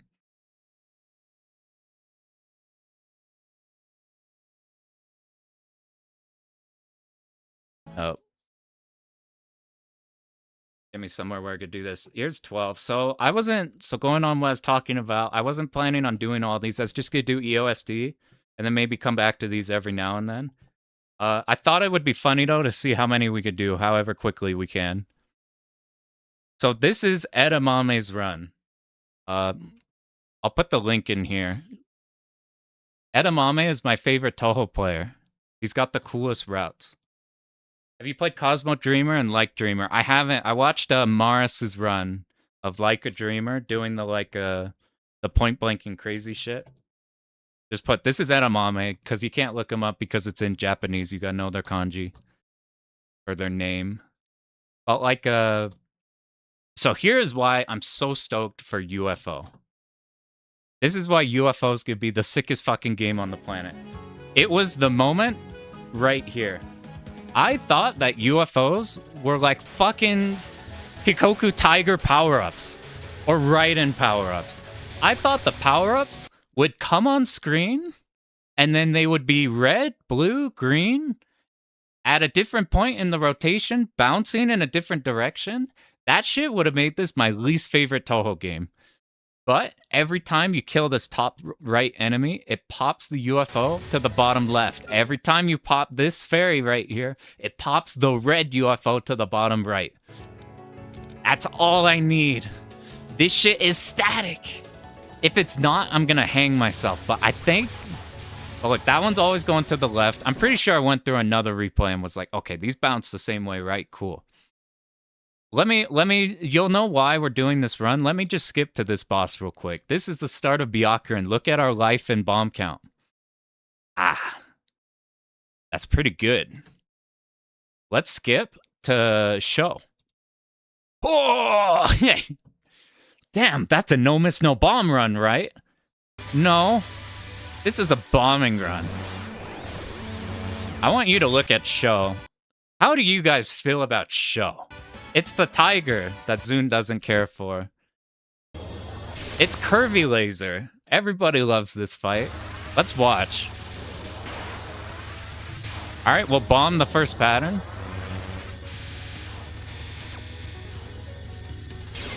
Alright, we'll bomb the second pattern. And we're Sane, so we have fucking point blank exploding shot. What about the third pattern? We'll just bomb that one too. And the fucking, it's fucking Judge Spear from Raiden Fighter's explosions with all the frogs around you, so you just point blank like crazy. This might be my favorite shot type in a shmup. I love point blanking. I like stupid ass bombs. I like bombs that enable you to point blank because they let you invuln the whole time and shoot. Hey, we might as well do this one because this one looks brain dead. Maybe it's slightly harder. There's like a last spell you can do this way in Touhou 8 that like looks really easy and is like shockingly hard. No, it was Touhou 7. It was like one of the final boss patterns. You could do a strat like that, but it's oddly fucking crazy hard. What about this pattern?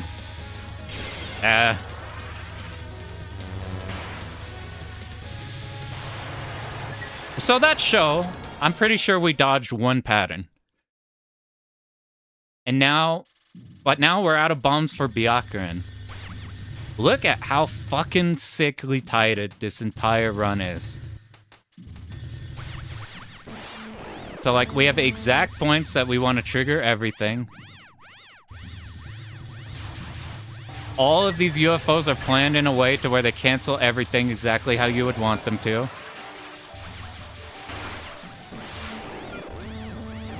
It's like, I'm so, like, I avoided UFO before I was a routing player. This isn't even the best stage to explain, but, like, this is the kind of shit that I really, really want to learn badly. I'm wondering how hard it is to not accidentally pick up a UFO, but they're static. And because they're static, that also helps with like routing in a Touhou game, because the thing with Touhou is we got no fucking landmarks. There's no bunker that tanks are coming out of like a Dodonpachi. There's no trees that enemies will fly behind. It's just like we just have to memo shit by going off music cues or just remembering which pattern of enemies comes after the next pattern of enemies. But with the UFOs, they're always going, as long as we kill them in the exact places we want. You can like orient yourself around where the UFOs are positioned and you know where you are. Do you guys know is this random or is this a static pattern? I remember in normal mode, I dodged it the same way every time. Do you write notes? No, but I do forget things instantly. I try to copy this replay exactly. And then I'll watch the replay even after doing it again, just to like, you can do mental training mode. So like, if you're watching a replay, I learned this from fighting games, where if you watch a fighting game tournament and you're just like looking at the screen, like you're just kind of, if you're watching for enjoyment, you just kind of watch it and you're like waiting for like seeing if somebody pulls some sick shit. But if you're like hard focusing on like trying to pick up stuff that they're doing, it's so different if you're just like hard focused on like, okay, they're in this situation. What would I do? I would have stepped here. They instead dick jabbed there. Why did they do that? And you start thinking about other stuff. You can do the same thing with this. You learn the route and then you like follow along with here as if you're controlling it. Like in your mind, you're controlling it, and you go like, did you make the same movement or decision? And then when you go back in training mode, you can figure out if the way you were gonna do it's fine, or if like you should swap over what they're doing. Well, like you get 8 bombs, and look at Byakuren. We got easy version of quick and dirty notes in Notepad, then after in practice. Yeah. Writing down helps get like just cement a thing. What I've noticed is a problem when learning a route is if you are trying something new in practice mode, you have to absolutely make sure that that's like defined and definitive. I've had a few times where I'll practice a new strat in practice mode, and then a day will pass, you'll do the run, and then you'll have forgotten if like that new thing you practice, you need that shit like super solidified. 15 has the best Sane cheese. It's fucking unbelievable.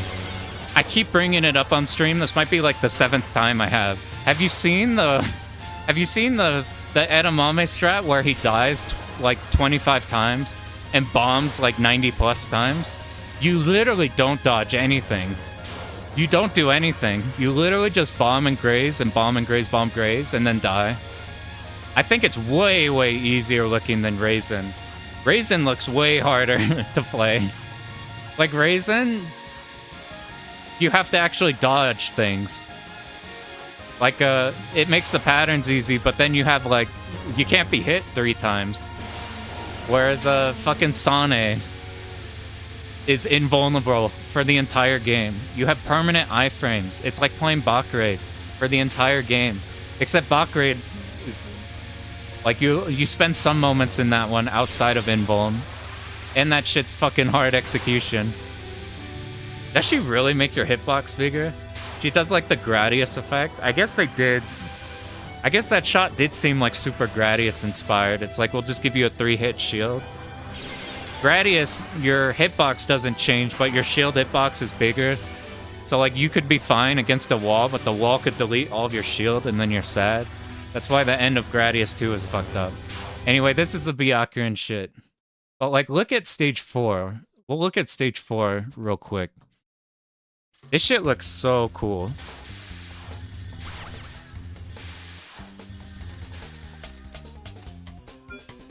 He has, like, specific times that will just... If you hold on a UFO that can switch, then, you do that. See, he held it for green, so I could green it here without needing to spend this one here.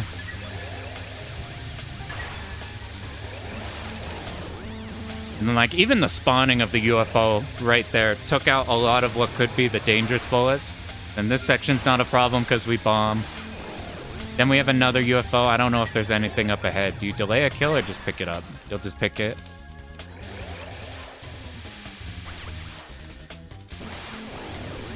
It's just like, this is godlike route. It's so good. Yeah, this is we got tired of playing MarisaA, so we're now playing Sane B in Subterranean Animism. I think technically this game's the sequel. Like chronologically. I think literally Subterranean Animism causes this game. Yeah, when it's super solidified and you go back with the notes and you got it set. That's what I should be doing, is more notes. The extent of my notes is this shit.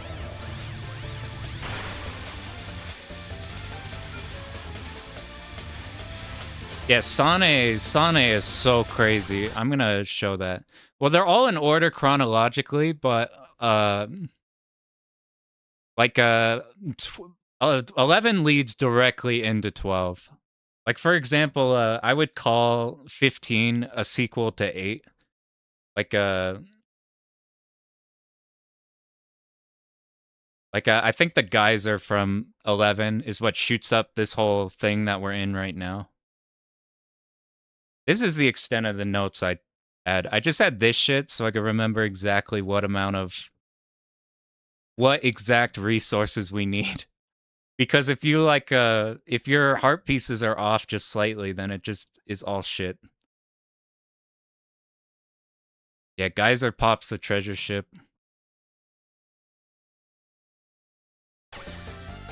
I guess this sort of basically leads to 13. But, and then fucking all of, like, 18 to all the sub ones on 19. Here, let me show you Sane for nobody who's seen Sane. It's fucking crazy. That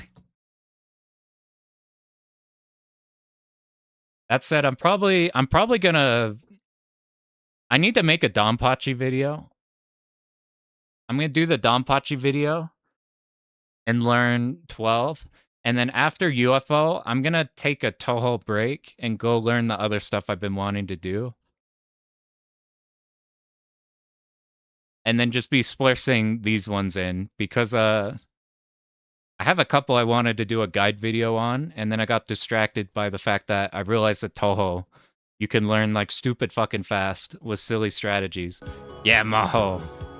If I could figure out a way to get the vertical setup working without breaking stream or anything right now, I would be I would just play a quarter right now. We're gonna do Bornum in Maho. I usually play Cheetah. Bornum, I think, is the best in that. I think it's between Bornum and Miyamoto. Where is 13? Where is 15? 15 that. You already do blindfolded super punch out.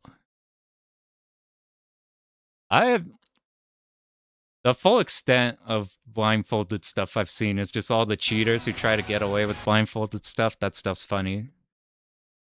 The blindfolded runs are so fucking crazy, man.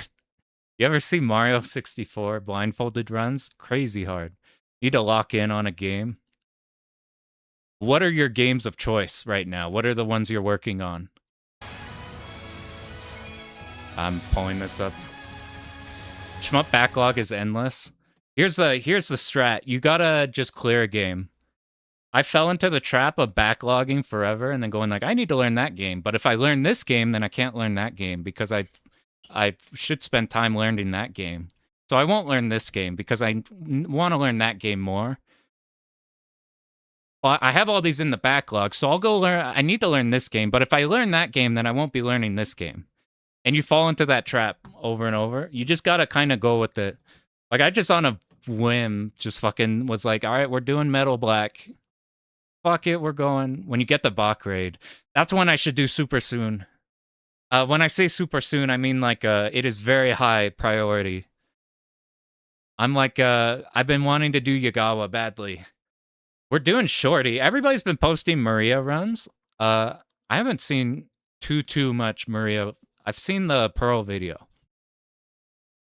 What's nice about I don't want to make a guide that somebody else has already done. So Pearl doing a Maria. I might do the Shorty version.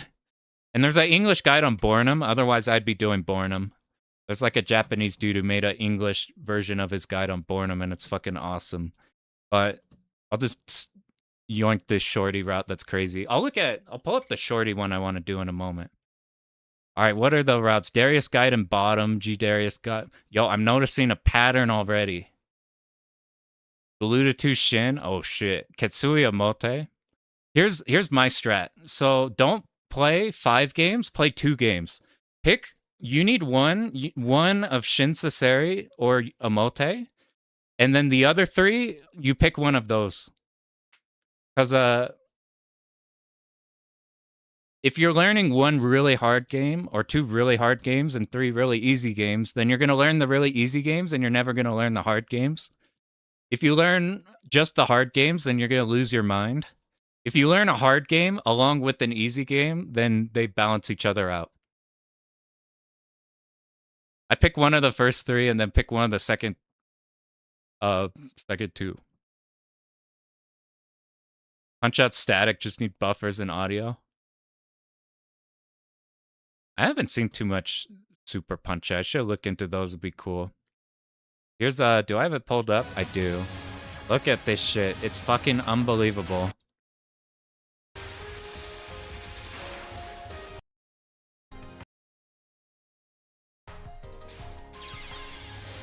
Suicide, we have 3 lives now.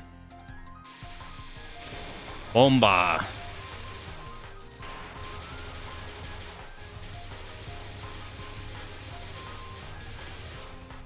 I didn't even need to bomb there. You keep getting life pieces by just bombing and grazing, so you don't have to do any of the stage sections. And then everything else you just bomb, die on. So like here we bombed on and grazed. So chapter finished, we got... Dude, this soundtrack's pretty good, actually. Alright, good luck, Fizzle.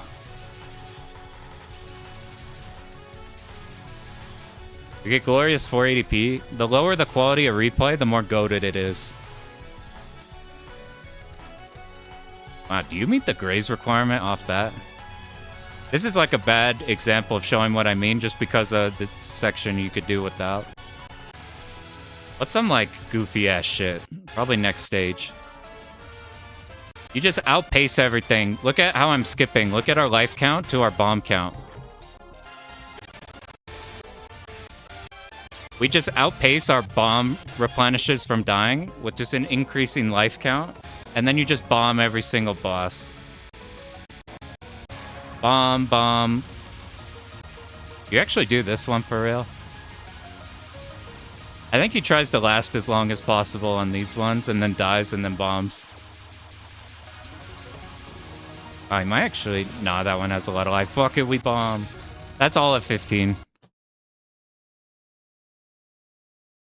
Shinsaseri with Asagi's Giga Free, but the setup... Yeah. I found that game with Asagi, like, super chill up until, like, that fucking first phase of fucking Shinsaseri. You can get there easily, and then it's like, we got our one shot to dodge this one fucked pattern, and then the rest is free. And then there's just one pattern on the final boss. Let me pull up the Bach raid run I want to do. This shit is so sick. Or not Bach raid, Bat Rider. Did you say Bach raid or Bat Rider? Maybe I'm tripping out. How's Galuda 2 on Xenia? It's like a frame or 2 laggier than you want. But I'm ultra lag. You said Bach raid, dude. I'm tripping fucking balls. I'm so tired.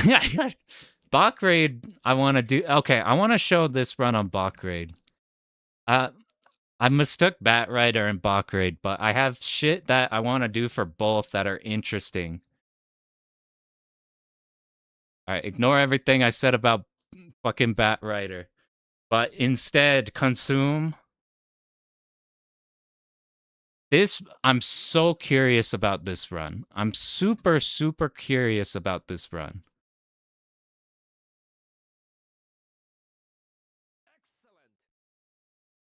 Yeah, all of them are good. Like, I love everything in like all three of them, like different ways. Super Punch Out, there's a route to buffer the whole fights. You hold buttons and they hit stuff automatically. Oh shit, that changes a lot. You have like button buffer. You do that shit in Tekken a bit. Okay, so you done runs of this, right? Or what you think? I'm basically so there's two methods of doing a Bach raid run. You either pick Flame Viper and go full survival. Maybe you score the first boss, maybe you don't. But basically you just play it like a normal shmup, except you suicide every now and then for rank. My problem is every single survival run I've seen in this format has had like really scary bosses. Like the cloud stage is super fucked. I haven't seen a survival run where I've been happy with where their rank progression is. And then the alternative is you play hyper execution, but crazy fucking bomb. If you haven't seen Bach Raid for score, go look up like Icarus's special demonstrations of the Bach Raid runs. You basically are perma bombing, perma suiciding because you hold a chain. By killing a big enemy starts a chain, and you have to chain big enemies together. You pause this fast timer by dying or by bombing. So the actual crazy scoring is like really wild. So the way you play these games are way different. The bosses are the main problem. So I think this fixes that. This is an in-between route. This route cherry picks specific scoring sections to drop the rank. My problem is I don't know how much rank it actually drops.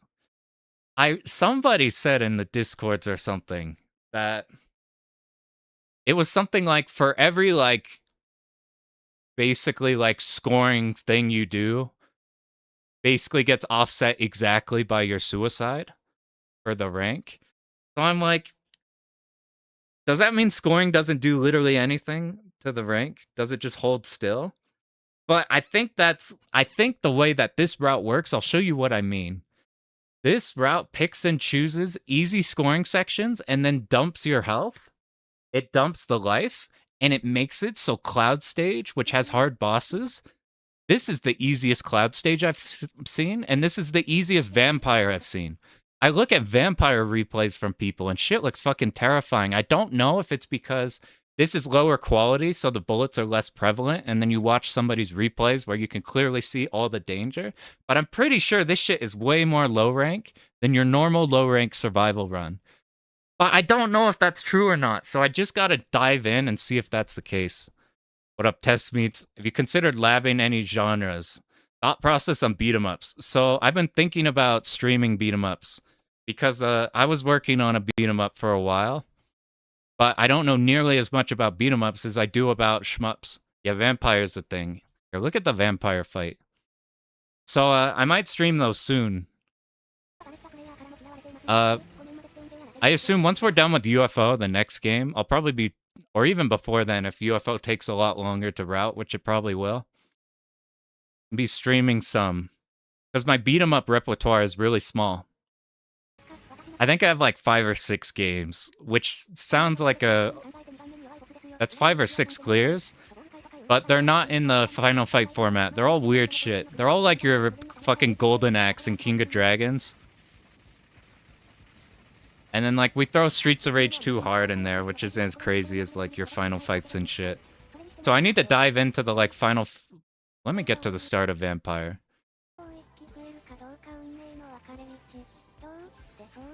So, I'm super curious on beat 'em ups. So I'd probably stream King of Dragons pretty soon. That's my favorite arcade game. That is by far my favorite arcade game. It's so goddamn good. So this quality is really low, so we have to pay attention to the bullets. You like this one more than Garaga? It has a way different feel. You can actually see the bullets. There's a Streets of Rage fan game that combines the first 3 games in routes. Is it the... Or, I can't remember the name. I think I know what you're talking about. I've also played a bit of that one game where you have all the Capcom and all the SNK characters in it. And it's just like Final Fight maps with like super huge ass stages. That one's kind of fun. That one's like infinite crazy though. I play Final Fight. Final Fight seems like uber fucked of a game, but it seems really good. It scares me a bit though. What I'm super curious about is people talk about Sailor Moon as a terrifying beat 'em up because it's super routing based. I'm like, I'm a routing player. Maybe Sailor Moon is a good fit. It seems pretty terrifying, that one though. But so this is what the vampire is like at this point. So like, it didn't seem nearly, am I crazy or is that not nearly as bad as that normal vampire fight? Like even for a survival run that like dips a bunch of deaths. And then you look at the cloud stage. And like, it's hard to tell because the quality's low. Open BOR based? Yeah. Did Desmaku stream it recently? Is that the one with multiplayer? You try that one. But like, I could be tripping, especially because it's low quality, so I can't like, it's less obvious on things, but I suspect that this is a easier cloud stage than normal. Like by a huge margin. And the reason it is because of it's just normal survival, normal shooting shit. And then every now and then they'll do like a small chain. And what's cool with this video, you can't see the right side, but they're showing the positions of every big enemy to hit. So I'm like, this is an interesting run because I haven't seen anything like this. Everybody's either going full out scoring or they're going like turbo survival. This is a mix of doing the scoring to make the bosses easier. But it might not make the bosses easier. Still routing early stuff? Acha. So I don't know. I'm so curious on this one. Worst case scenario, it's the same like rank as a normal survival. Best case scenario, this shit could be the magic bullet to make bosses easier. By the way, anybody who just got here, we cleared Subterranean Animism using we used a strategy where we stayed at 0 extends so that we can always die as soon as we get an extend and get full max power and just bomb the living fuck out of everything in the game with MarisaA. It was stressful, but we got the clear, and now we're talking about future games we're looking at. Yeah, bot grade, I feel like there's a decent chunk of replays, but like there's nothing like, I'll show you the Batrider run, I mean. This is what I was talking about earlier when I mixed up Batrider and bot grade. This is by Streets of Rage remake. All routes 1cc is 5 hours. Yeah, that shit's so long. Okay, look at this guy. If you haven't seen this guy before, look up Batrider for beginners, another pattern. You'll find this one. This guy has been for a whole decade has been making Batrider informational videos on everything, and some of that shit is in English too. But this shit is like a 13-year-old replay, and like there's even somebody else who's done the same exact route. Like this guy's done the same exact route, KF. And like you're gonna understand instantly why this is the GOAT route. I'm just gonna show you the start of stage 2. You've been thinking about learning Garaga instead.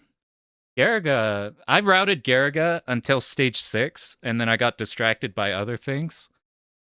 That game has like a really easy first half, and then depending on how you do Cloud is oddly weird.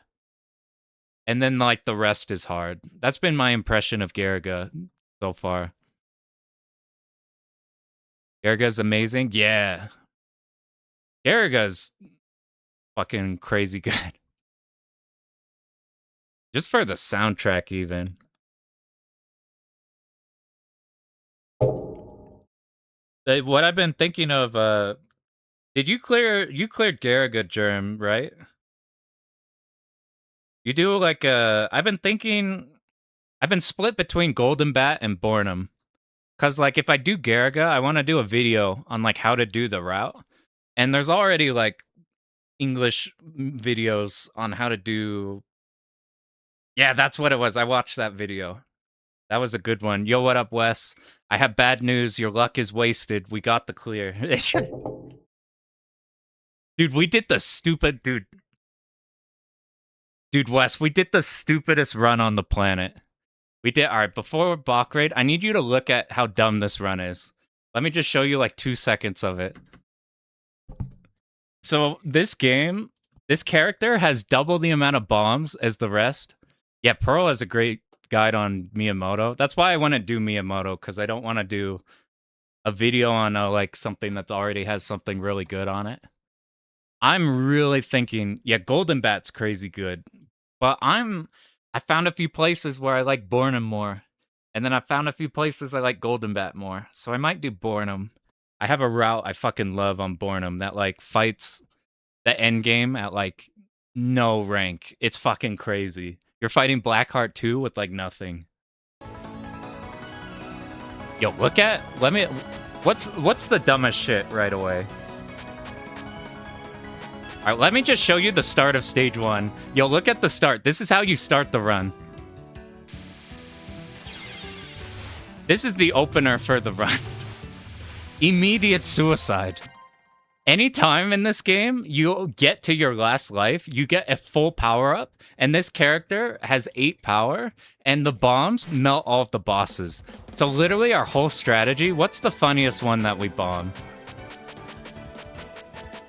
Look at, like, this fucking... Is there a way to fast forward? There is. I just gotta show you how stupid this run is. We made it really hard because we literally couldn't die anywhere because our whole power would be fucked. But look at how goofy this shit is on the boss. So, like, we routed a death here because this shit's, like, fucking crazy. Alright, bosses now. So we die on purpose for max power. Yeah, fighting the last pattern legit. Yeah, that's... So I actually adjusted the route we were copying. The route we were copying goes in with no more lives. I actually made the stage 5 boss easier in order to go into the next stage without a... And, like, I did the timeout strat and shit on Oku so that we could actually do the final pattern with 2 lives left. Because I'm not doing the end game while getting clipped in the last 2 seconds of the run. Look at this fight. This is every single boss in the game. Bam! Fucking bomb. All the bullets are gone. Pattern's dead.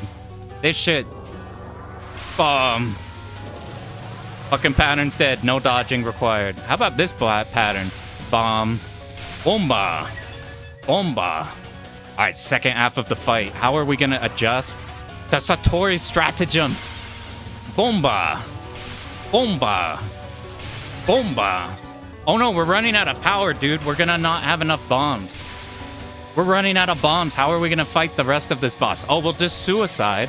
And because we're on our last life, we get a full power up. I'll have more bomba. How about the final pattern?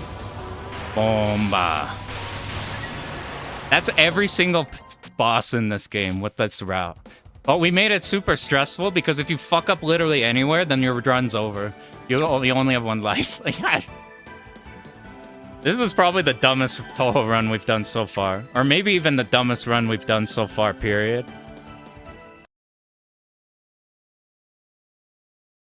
Yeah, we did I went back, Germ, after to capture that one for real. I didn't like how we did dodge the last pattern. I got clipped and then I played like a bitch and bombed a lot and made it too close. I'm like, fuck, dude, that's like the easiest final pattern we've had so far.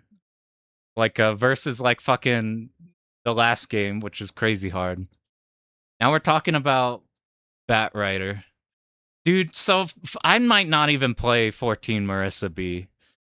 I might just play Sakuya A, who can also cheese the game, but like MarisaB, it's just like... I don't know. Like, I meme about we didn't play the game with this MarisaA in this game, but like, you really don't play the game with MarisaB. There's not... You don't dodge anything. Like, quite literally, actually. You quite literally just bomb the entire game. And you get more bombs than you get more bombs than you can fucking... It's crazy. Maybe we'll end up doing it, but like, I'll experiment with Sakya A and MarisaA B and see which one is more fun. Anyway, we're talking Bat Riders. So this guy I put in, I talked about earlier, look up like For Beginners Another Pattern is what the title is called. Here's why I'm stoked for this run. Check out the start of Stage 2, the sewer stage.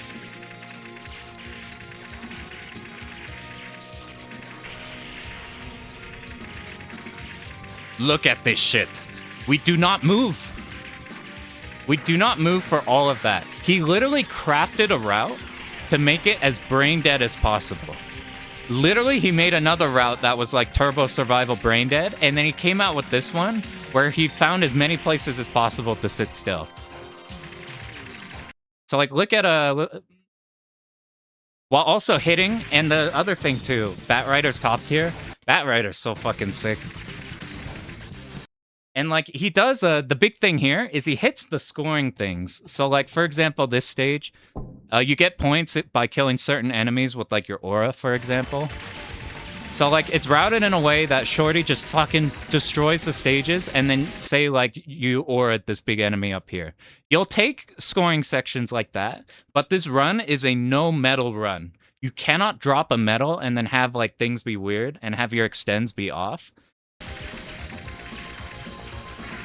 You're working on 15, heard of the OD cheese strats? I'm telling you, look up Edamame.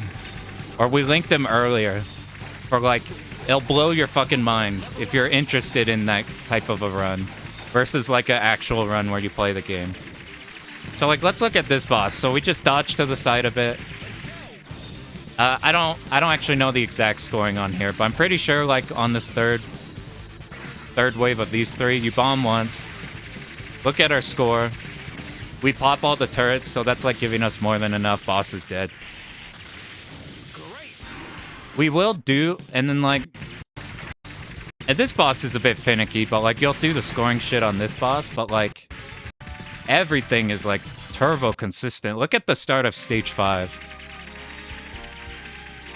Like he literally just found as many places as possible to just sit there. And then as many places as possible where like bombing will make it easy. So this is just easy waves around. We bomb on the curve. This is my favorite variant of the highway in the air stage. There's a lot of these in shmups, and this one like fucking annihilates all of them. Having the beach in the background, the Akira style cyberpunk cities above, like below the floating highways is always sick. But something about this stage is awesome. This whole game's vibe is incredible. What shmup do you enjoy the scoring mechanic most in? Escaluda, Mushi God Mode is in there. I haven't worked on it that much, but I have liked what I've messed with Z-Blade. There's one, what's it called? The one, Hidden Fortress. Just did one on recently. It's the Neo Geo old R-Type Blazing Star. Blazing Star I'd do scoring of. That shit looks so sick. Clear normal course? Hell yeah, dude. Congrats. This is a cool stage to have as a final stage. If you play normal course, then this is your final stage. Ninja Gaiden NES. I've thought about that, because, I grew up watching, like, AVGN and shit. So, like, NES Hard was a thing ingrained in me, and I'm a risk-adverse person. So, like, NES Hard games have always been put in that, like, impossible tier for me. Even though they're probably, like, way easier than shmups now. Like, I went to do Contra Hardcore, and I learned, like, a route for one of the routes you can do in, like, a few hours. So I'm super curious on going back on all these games that, like, were in my head or, like, impossible games.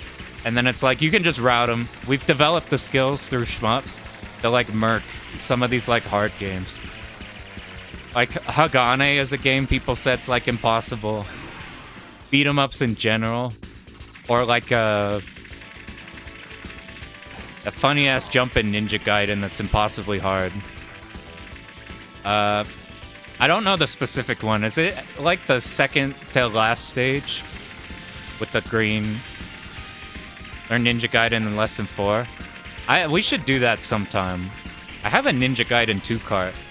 I like that one. I'd probably do them in order, though. I'd like learn one first. What I've been wanting to stream for a bit is Contra Hardcore. Because even like without the version that has the life, even if you play the English version, I think that game's like a comfy one. Fucking I've been wanting to do Gunstar Heroes, but that shit is really long. That game is so goddamn good. Ninja Gaiden 2's 100% static. That's what I like to hear. I do love me some static shit in it. It's the 5-2 cliff jump. Oh shit. I'll look it up. Who got a good Ninja Gaiden clear? I'm pretty sure I saved one somewhere. Ninja Gaiden.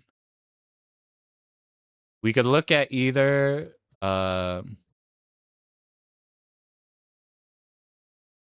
who's got a cool run of this. We'll look at Jeanette because Jeanette has crazy shit.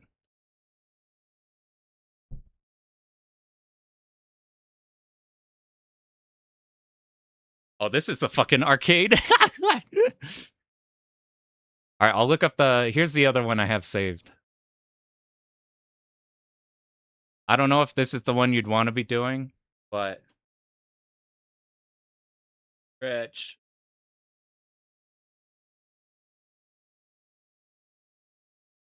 Where is 5-2? Is 5 the end game? So is that in this, the blue? Ninja Gaiden still the favorite AVGM video. Yeah, I think that's my favorite one too. I think that was maybe one of my first ones I saw on him too. You could totally do NES hard games. Yeah, the like it's so funny because we're so used to shmups that it's like shmups are so like this isn't like oh, shmups are way harder than this type of genre, but it's just like the skills you learn from a shmup can be carried over to these games that I thought were impossible. All right, where's the impossible jump? Is it this shit or before? Is the infamous stage reset? Yeah, I heard that's the main thing I know about this game. You just jump and press a button. You mean this shit? The one in the AVGN video where he's freaking out over this part? Is it this? When do you go to the right? Is it this jump? Or did we skip too far ahead? Is it this one right here?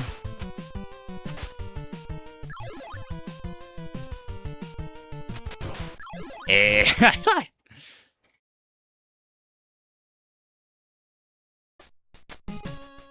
Yeah, how hard is the boss rush with like actual strats? I'm curious, because if you can, is in 5-2. So it's 5-2.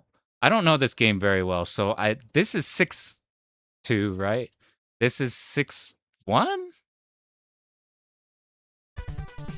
So like, give me a color. Let me know when I'm on 5-2. Are we in gray, or are we on orange?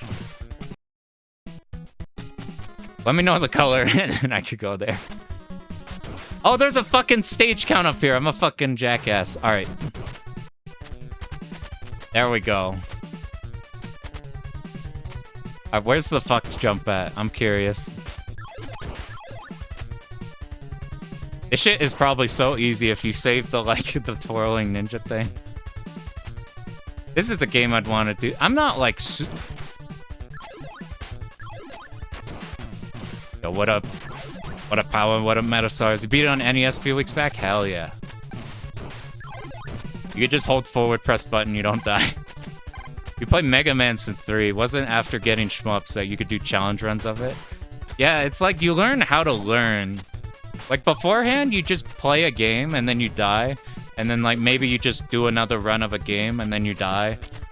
Now we know how to like learn from replays, how to training jump. This jump right here. Or like, oh, this.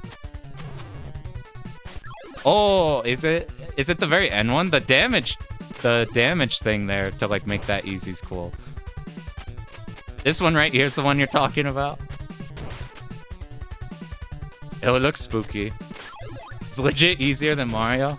Dude, it's so funny with the shmup perspective after, like, you ever watch YouTube videos that are like, this is the hardest NES game. You guys will never be able to... you ever look at, like, a shmup top 5 from somebody who's not in the scene? Like, there's really good videos that are like, these are shmups I like. And like, from a person you're not expecting to be a shmup person. And they'll be like, well, I like Radiant Silvergun, and I like Clover, and this random one that looks pretty cool. But stuff like that. And then there's the dudes that are like, this is the hardest shit on the planet. This will bust your balls. We're playing Air Assault. Or we're playing, like, Death Smiles. What the level 1, level 2 strategy. Or something. Where it's like, okay, I mean, you gotta learn Death Smiles, even on, like, the easy ones. Like, it's on the easier end of K, but it's still, like, you gotta learn it. Especially as a newcomer, but, like, it's funny when you see, like, hardest shit. That's what I thought Shmup Junkie was gonna be, just going off the titles and everything. And then you learn that, no, he actually knows what he's talking about, and it's actually the best shmup videos. In the screen in the middle of the room before the jump. Is this the shit where you just hold direction and run? Ninja's Gaiden still kicks your ass, but you hope to beat it someday. You gotta... Dude, you got a Touhou in R-Type 3. You could beat this shit. You sat down to it. Should play some Dr. Jekyll, Mr. Hyde. I was watching Macaw play that. It was pretty funny. Crimson Clover's sick. I need to do that one more. Yeah. Infinite Continues is nice to, like, lap shit. I would be trying to do 1cc. But since this shit's, like, static, that's probably not bad. The Infinite Continues is nice on these for, like, people just credit feed stuff, which is totally fine, but they'll credit feed stuff and then be like, well, that shit's easy. You have Infinite Continues. These resetting you to the start of, like, to, like, 5-1 or 4-1 or 3-1 or whatever is kind of nice. That one before the final. You just hold. Yeah, sorry, I was like, let's see this stage, and then I gotta show you... Oh, this is... That's a fairly chunky one. You know what game I've been wanting to learn? 5-3 was so fucked on your first playthrough. Yeah, I have vague memories when I was first new to, like, retro games. Of, like, on an emulator getting here and just getting fucked up. That Jaguar's a bitch. But, like, you know he's there and you just jump it. Something interesting is I don't really care for a game, like, if a game has, like, memo shit. So, like, if a game is, like, on this platform, there's an enemy that tries to kill you, so you jump up. On first playthrough, that adds to the difficulty, but for me, who, like, I just take a replay and copy it, like, gotchas are not a thing in the routing. You spend that part is so scary. Dude, it looks like it.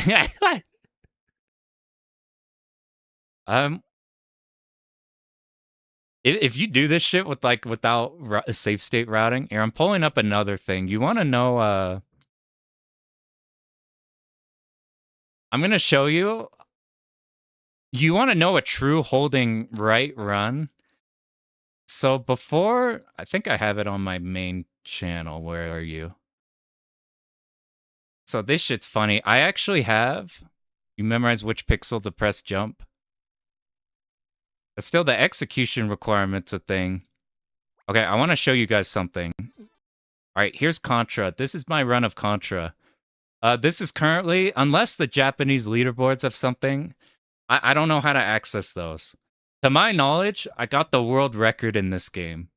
Which sounds impressive because, like, you guys seen the Summoning Salt video on Contra, right? Like, that shit's crazy hard. The arcade version of this game is so fucking funny. I got the world record in, like, I got a funny run in like a day after a few hours, and then I just like fuck it, we'll try for the record. And look at this shit. I gotta show you this run. It's so funny. I just bring this up because you reminded me when you said you just hold the direction. Look at this game. The routing of this game is you hold the right direction and you pick up laser. You don't even have to mash anything because you're using laser. Look, the whole stage solves itself by holding right. It's so fucking funny. And then like look at like this shit. Where's some like dude, compare like NES Contra to like this shit. So like this is a cool setup, by the way. Is it a Kusoge? No. It's very fast. It skips some stages in NES. The average 1cc is like 11 minutes. This is a speed run. It's like what is it? It's 4 minutes, 6 seconds. And don't tell anybody, but it would not be too hard to get 4 minute, 5 second. But nobody cares for this game, so our record stays intact. Let's go. Ninja Gaiden 2 is more execution heavy. That's interesting. I like 2 a lot, but that could be just because I have the cartridge of it, so I've just played that one more. I'll have to look at runs of that. I want you to look at like this stage. This stage is so fucking funny. So we're still holding right.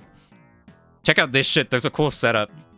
You just jump in a certain spot and the fucking boss jumps over you. Super Contra on arcade is also good. The one thing you have to get used to, though, is instead of like NES where you point a direction, it shoots that way, you hit a huge variety of axes, which feels really awkward at first. You have to stop shooting, point a direction, shoot, if you want the insta-snap to a proper diagonal. Otherwise, your arm goes like this. But like, you see that shit? Everything just dodges you. It's so fucking funny. Yeah, dude, I'm telling you, this is like the funniest speedrun on the planet. This is literally the only thing that can stop anybody from getting a run in this game. It's this fucking RNG boss right here. These guys are assholes. That's literally it. That was the whole hard part. If they spawn weird, it's a problem. Look, you're just literally holding right. Holding right. Everything misses you. You have to shoot a couple of these.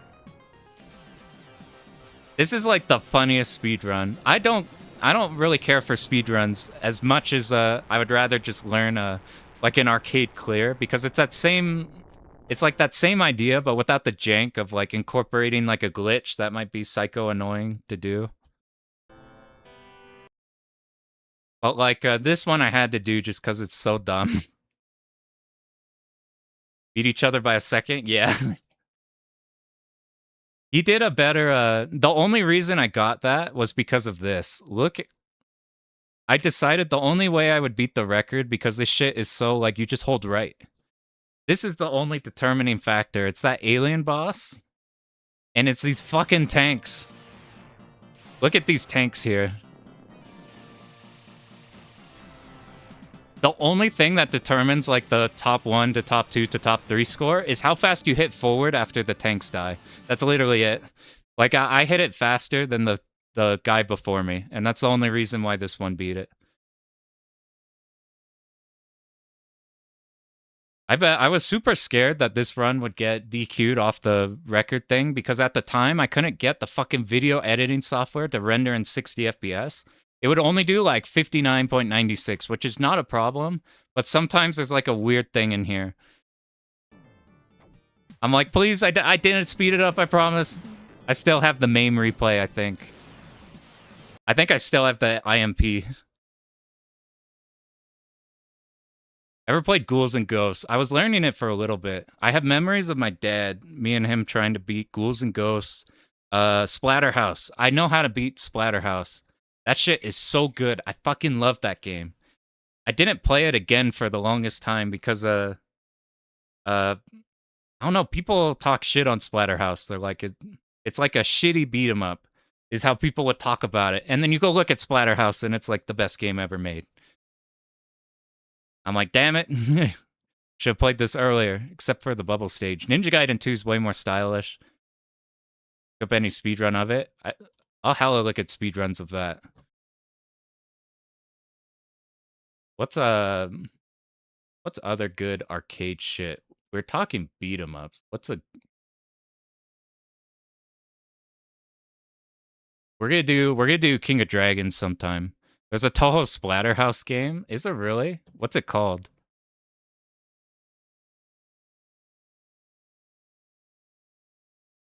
I'll look that shit up. What's Is it like the NES format? Touhou Splatter Faith? Oh shit. This is from Moogie Maggie.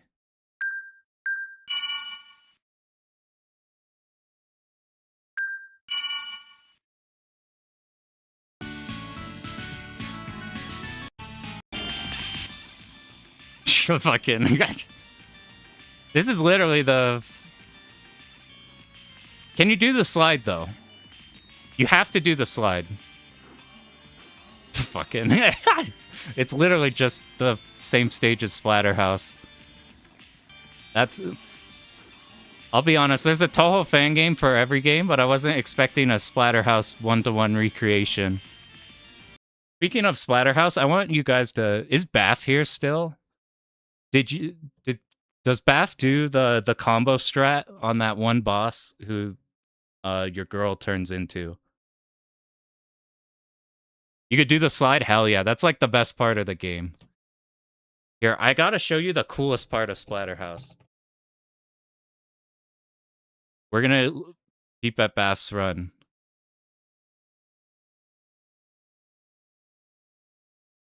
You do the combo shit.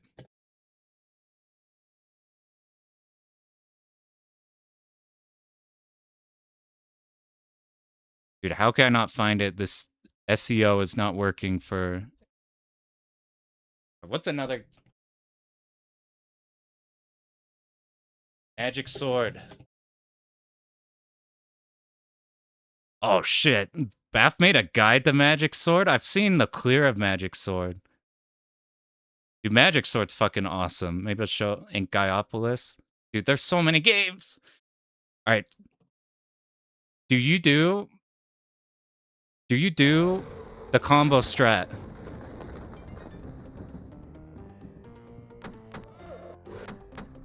This is Baff. Where is... Okay, tell me you do the combo strat. This is like the coolest part of the game.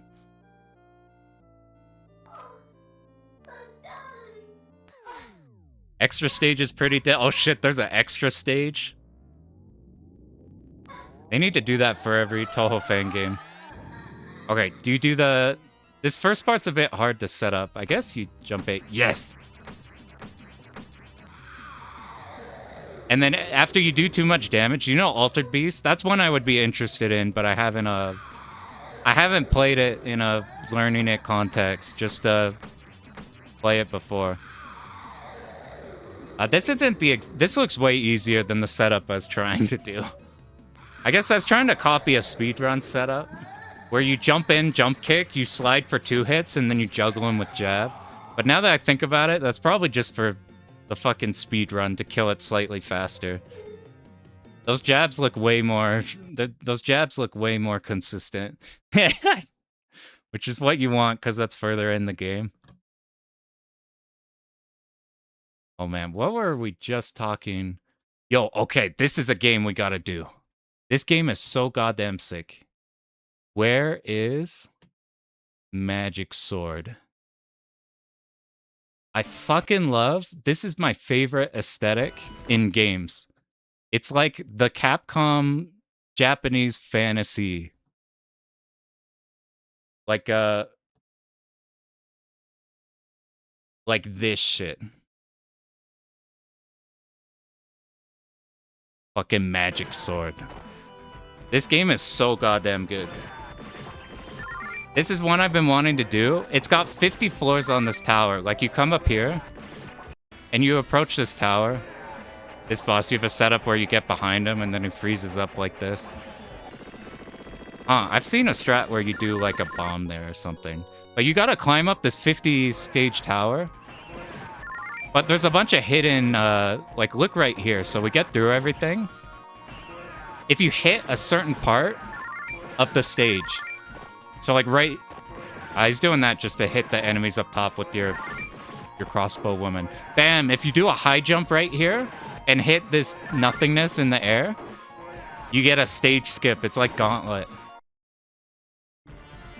This game's usually like an hour long for score. It's like this is a 30-minute video. And it does all of these skips. And it's got 6 strats for all the bosses and everything. This is a game I thought about doing. Yeah, this is the same people. This is Capcom. So you get the same level of God tier fantasy pixel art. Splatterfate, the extra stages are basically a whole game. That's kind of, that reminds me of like 43 Kai on like PC Engine, where they like remade the game and then they made a whole new game after you beat that one, basically. Played this on Fightcade. This would be a fun one, 2-player. King of Dragons is still my favorite. You know what? Here's what we're gonna do.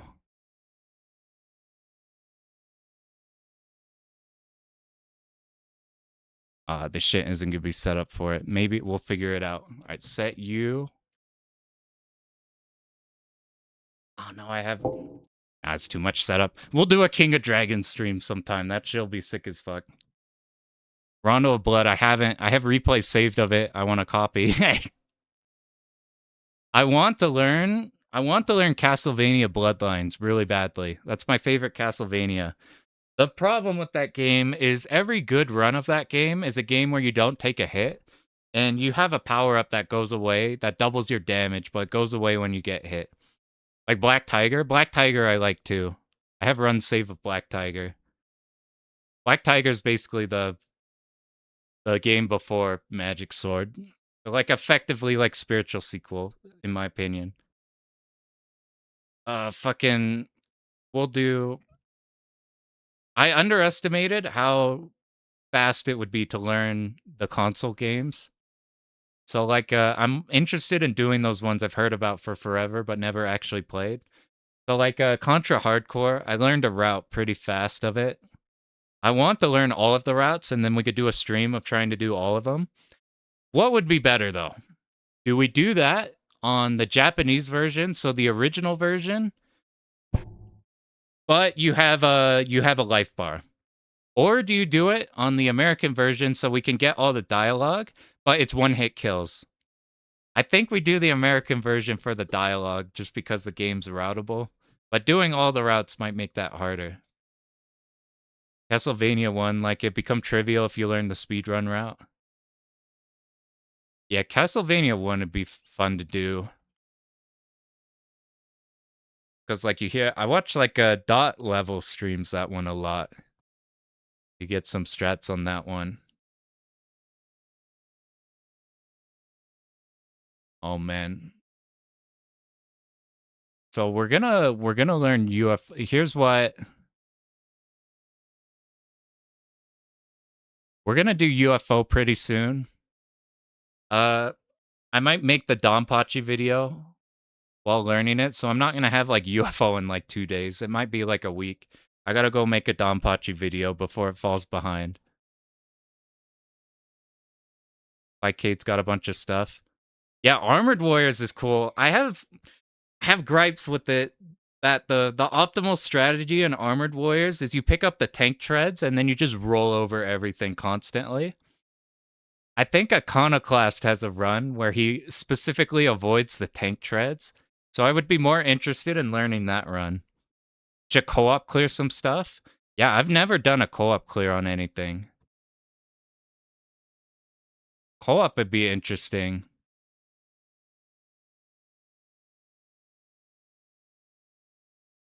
Well, like, where is, I'm trying to find where I have Armored Warriors. I just have one saved on replay burners.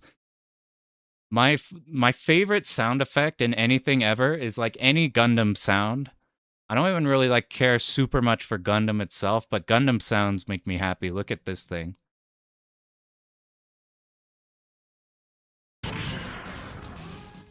I want to learn this game. It's kind of long, but like you just grab tank treads for the whole game.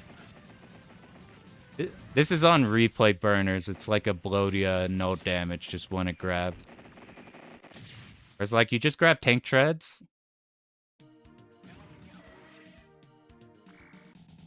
And then everything falls before you.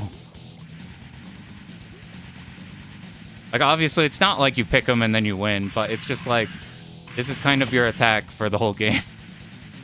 So like Iconoclast has a run where he uses like the beam sword and everything. I would rather learn that. Like there's another run. There's a run of like what's the other Capcom one with like the aliens and shit. It is called Battle Circuit. This is like Bat Rider beat 'em up. Co-op changes a lot of stuff. Contra 3. That's cool though. Make it way separate. Contra 3 is one I'd have to learn. I have a route saved for that. This is Iconoclast, I think. So instead of doing the scoring strats in this game are just like milking, you like pick the peacock person and then you just milk the same attack that grinds gold off everybody over and over again. But he has like a route where he does all the cool things. Like Cyber Blue, this character's like fucking strong. But he's got like cool strategies in here. I'm like, it'd be cool to learn the cool strategy versions of the games that have like some of the more obnoxious, really good things to be doing.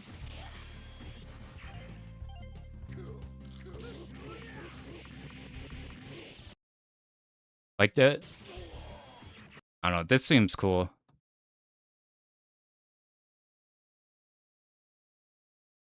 Here, if we can do this, if this works, then we're gonna put in like one super fast credit of something. My setup right now is hooked to Touhou buttons, but if I can get this to work, which sometimes doesn't, because I basically have a iPack in here, because I have 2 of them lying around, and both of them are plugged in, so this is a 50-50 if that'll actually work. Credit feeding run of the Sailor Moon game. Yeah, that should seem cool. I know we had a fighting game tournament at one of the Colorado arcades. The same one for Shmup Slam. And a couple friends who were like coin feeding, they had a Sailor Moon there. I wanted to try. I think Mark was on that one too. And to get through that game. I need to learn that one. If Shmup Slam is at that place again, I gotta learn some of that game. Dude, Slam was so good. Yeah, it looks like a Kusoge because you literally infinite everything, but like everything is like based around it. You have to route it. Even with the infinite shit's not free. It's like it's a thing. All right.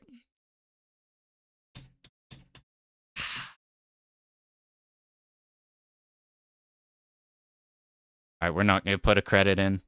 We'll do a whole King of Dragons stream sometime. All right, to end off the stream. Whoa, this got updated. All right, everybody shut the fuck up. The Shmup quiz got updated. Challenge the same set. We just hit the time, and there's new songs every time. I'm gonna link this for anybody who hasn't seen the Shmup Stage 1 quiz. Don't worry, we're just doing this for 1 second. We gotta do the daily challenge. The shit got updated.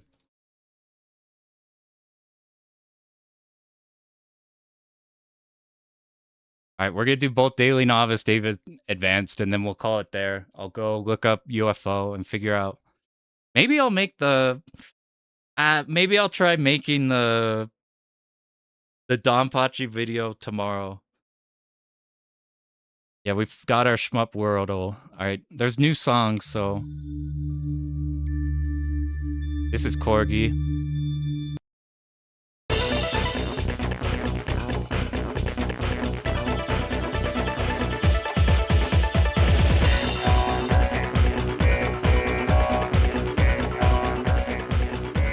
It's always Space Invaders. I appreciate you popping in, QQ.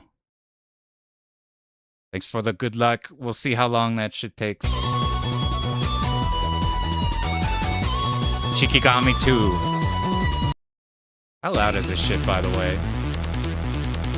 It's probably really fucking loud.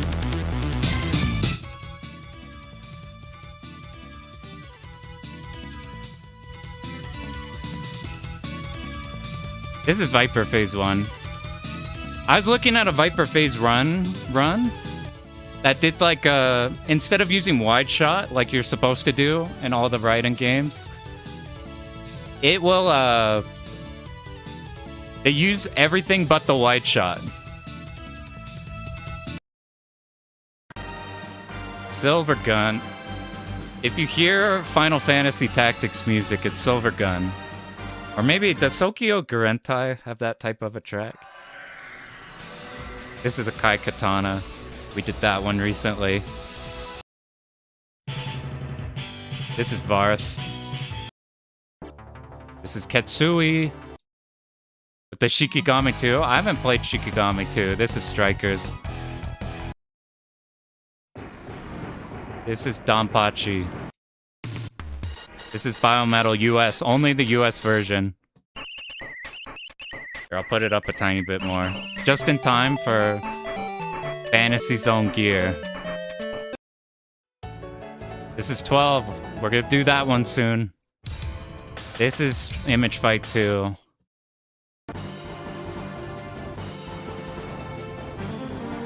This is Brave Blade.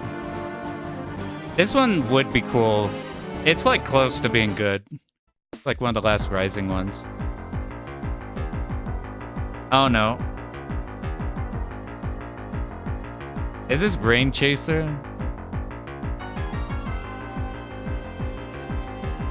I need it to kick in because the Rezon CD track is like really bad. Like in like fidelity. Rain Chaser? Yeah, you're super right. I haven't tried Rain Chaser. It'd be interesting. There's your Raiden 2. There's your Bach Raid. Here's your Silver Surfer. Last one. This is a Grindstormer, or V5. It's too easy with Novice Mode. We now must go. It's so much fun. Do we know when it comes out? Usually I'd wait for post-demo. Oh, no, we can't do the Advanced Challenge, because I guess it's the same there. All right, we'll do one normal Advanced, and then we'll call it there. It looks super, super good. Playing Gunbird, but with the Mobile Light Force. Do you guys know about that? All right, you gotta see this shit. All right, I want to show you the Gunbird.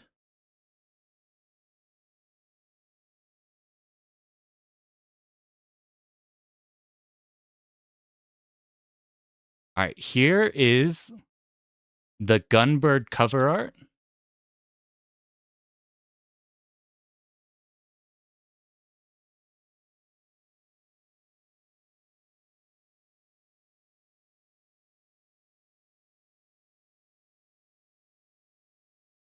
Okay, here they are. Okay, I want you guys to see this. This is the Japanese cover of the Gunbird port for consoles. Now, because anime was like anime didn't become a thing that like any American company wanted on the front cover because it'd be that weird Japanese thing that wouldn't sell. So they wanted to change it off this and show it to something more appealing to people at Blockbuster who wanted to rent it.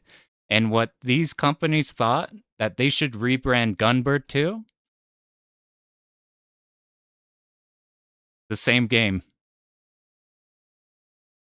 The same game. That's one of the funniest like cover changes I've ever seen. I think it's got how it looks in game. Yeah, it's got a different like cover at the start too. Yeah, fucking crazy. I think the port's shitty too. I don't remember. All right, we're gonna do one advanced, and then we're gonna call it there. I'll mess a tiny bit with UFO. Ah! Oh god. We're in spooky mode.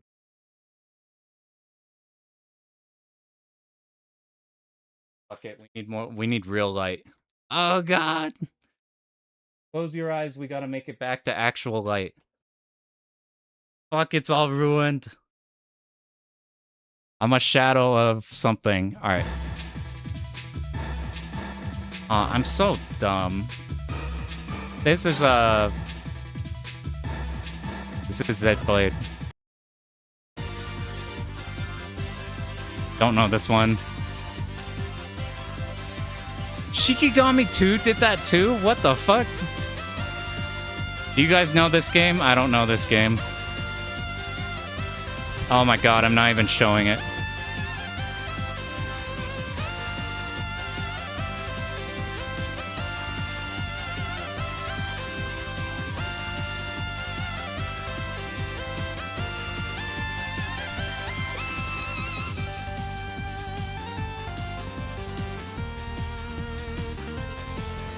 I'm just gonna run with the Raiden. We're gonna do these really fast because we gotta get out of here soon.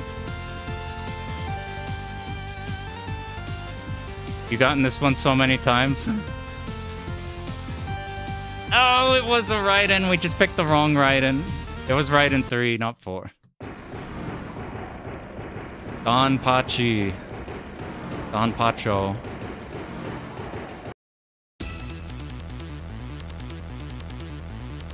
This Raiden Fighter's 1, but like a ranged version? No, it's not. This is Viper Face 1. Bam. Wrong. Same company, wrong game. Alright, it's over.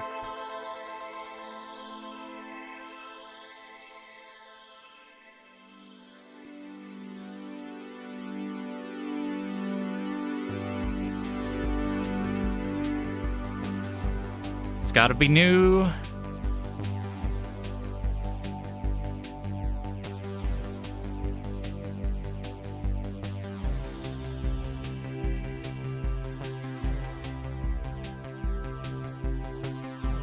What is... Oh god, we have so much more new shit.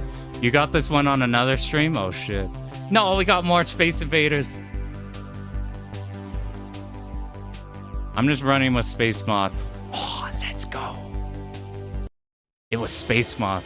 How'd you do on the daily? We got 20, but we did Novice, and it won't let you replay because the Novice and the Advanced ones are the same.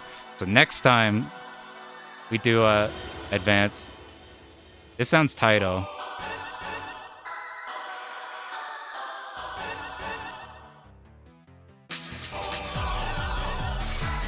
Is this Burst?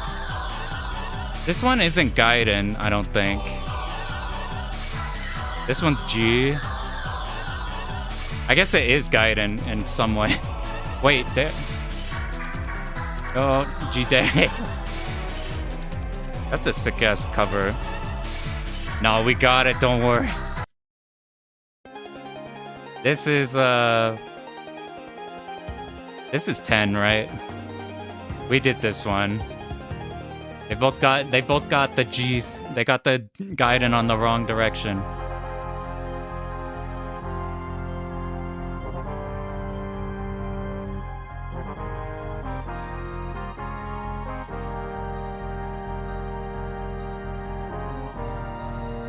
Do they have the Melee Psycho game? That's all I could think about.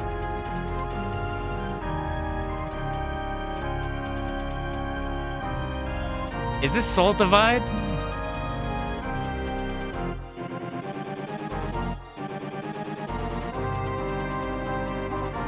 It's Zero Gunner. Same company. Wrong game. Dude, this shit's impossible now.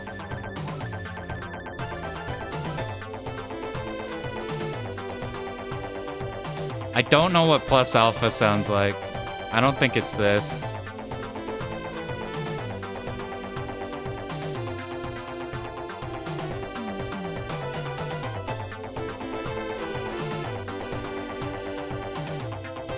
I'm just doing Plus Alpha. It's probably... It's not Plus Alpha.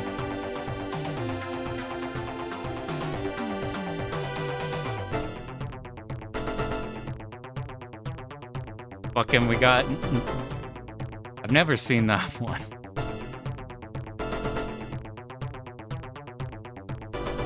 I don't know how Hydrora sounds either. This sounds console-y.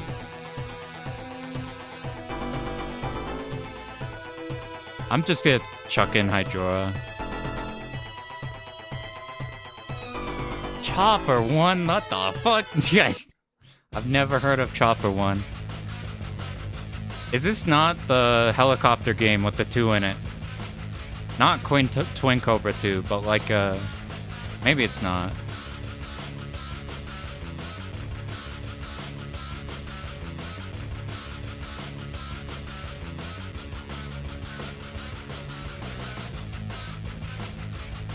Oh yeah, I think you're right. Zing Zing Zip, yeah. I like the quality of that August 4th, thing. This is a Raystorm.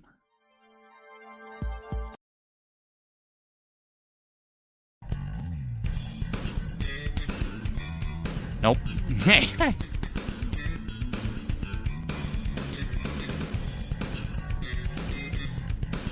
My first guess is one of the Shikigamis, but I don't think it is. Whoa, what the fuck? I'm dumb. It's Lords of Thunder. Oh, it had to kick in. Now we got it. This is... Is this Final 1 or Final 2?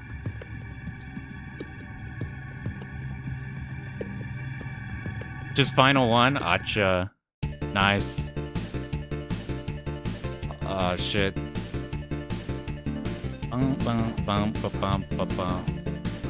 I don't know what... I forgot what this one is already. Oh, you're right. It's Zonk. We got good at recognizing that one. We forgot. We forgot about Air Zonk. There's so many in here. No, this is a Salamander. Almost went for Gradius. This is a Thunder Dragon 2. Boom. Final one.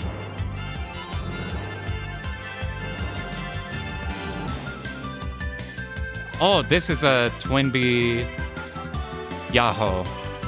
I can literally hear the Yahoo in. Yeah. Dude, this game... Alright, I'll show you what Twinbee Yahoo looks like. I want to do Yahoo. It's like the one Twinbee game I'm interested in. However, it's got a big problem with it. In that some of the optimal strategy involves the fucking plane talking a lot. Which you're going to find is about to be a huge negative. This is Twinbee Yahoo. Look at the sound it makes. Yeah, here's the sound. Alright, let's get to a stage. Yeah, Ultimedius would be a problem. Let me bump it up. Look at this shit. Yeah, yeah.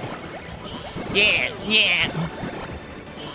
Yeah, yeah. Every time you do your charge shot, I think that's what's going on. Spent the whole trip playing Yahoo. That's sick. You see why this is a really, really good game. I would do this way before Da. But like, the sad thing is this like the rank strategy involves your character going, yeah, yeah. That's my only gripe with it. I like Konami stuff more than normal. I think a lot of people don't like Konami. Whenever you get a Touhou after 8 on there, there's a lot of them. A whole fuck ton of them.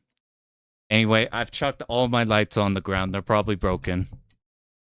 We're gonna...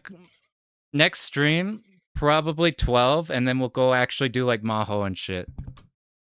Yeah, I like majority Konami games.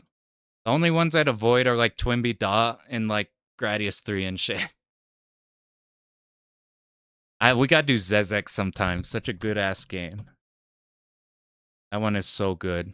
Anyway, we're gonna do UFO sometime. Either UFO comes out or Donpachi video comes out. And then we probably just keep the train rolling, but like maybe not back to back to back to back to back as fast as we've been doing these last ones. But I've really wanted to get the UFO, so we've been running through all of these ones. All right, so I'm gonna hop out of here. Good luck, everybody, on all your runs. I will be back with something. I'd see you guys. Thanks so much.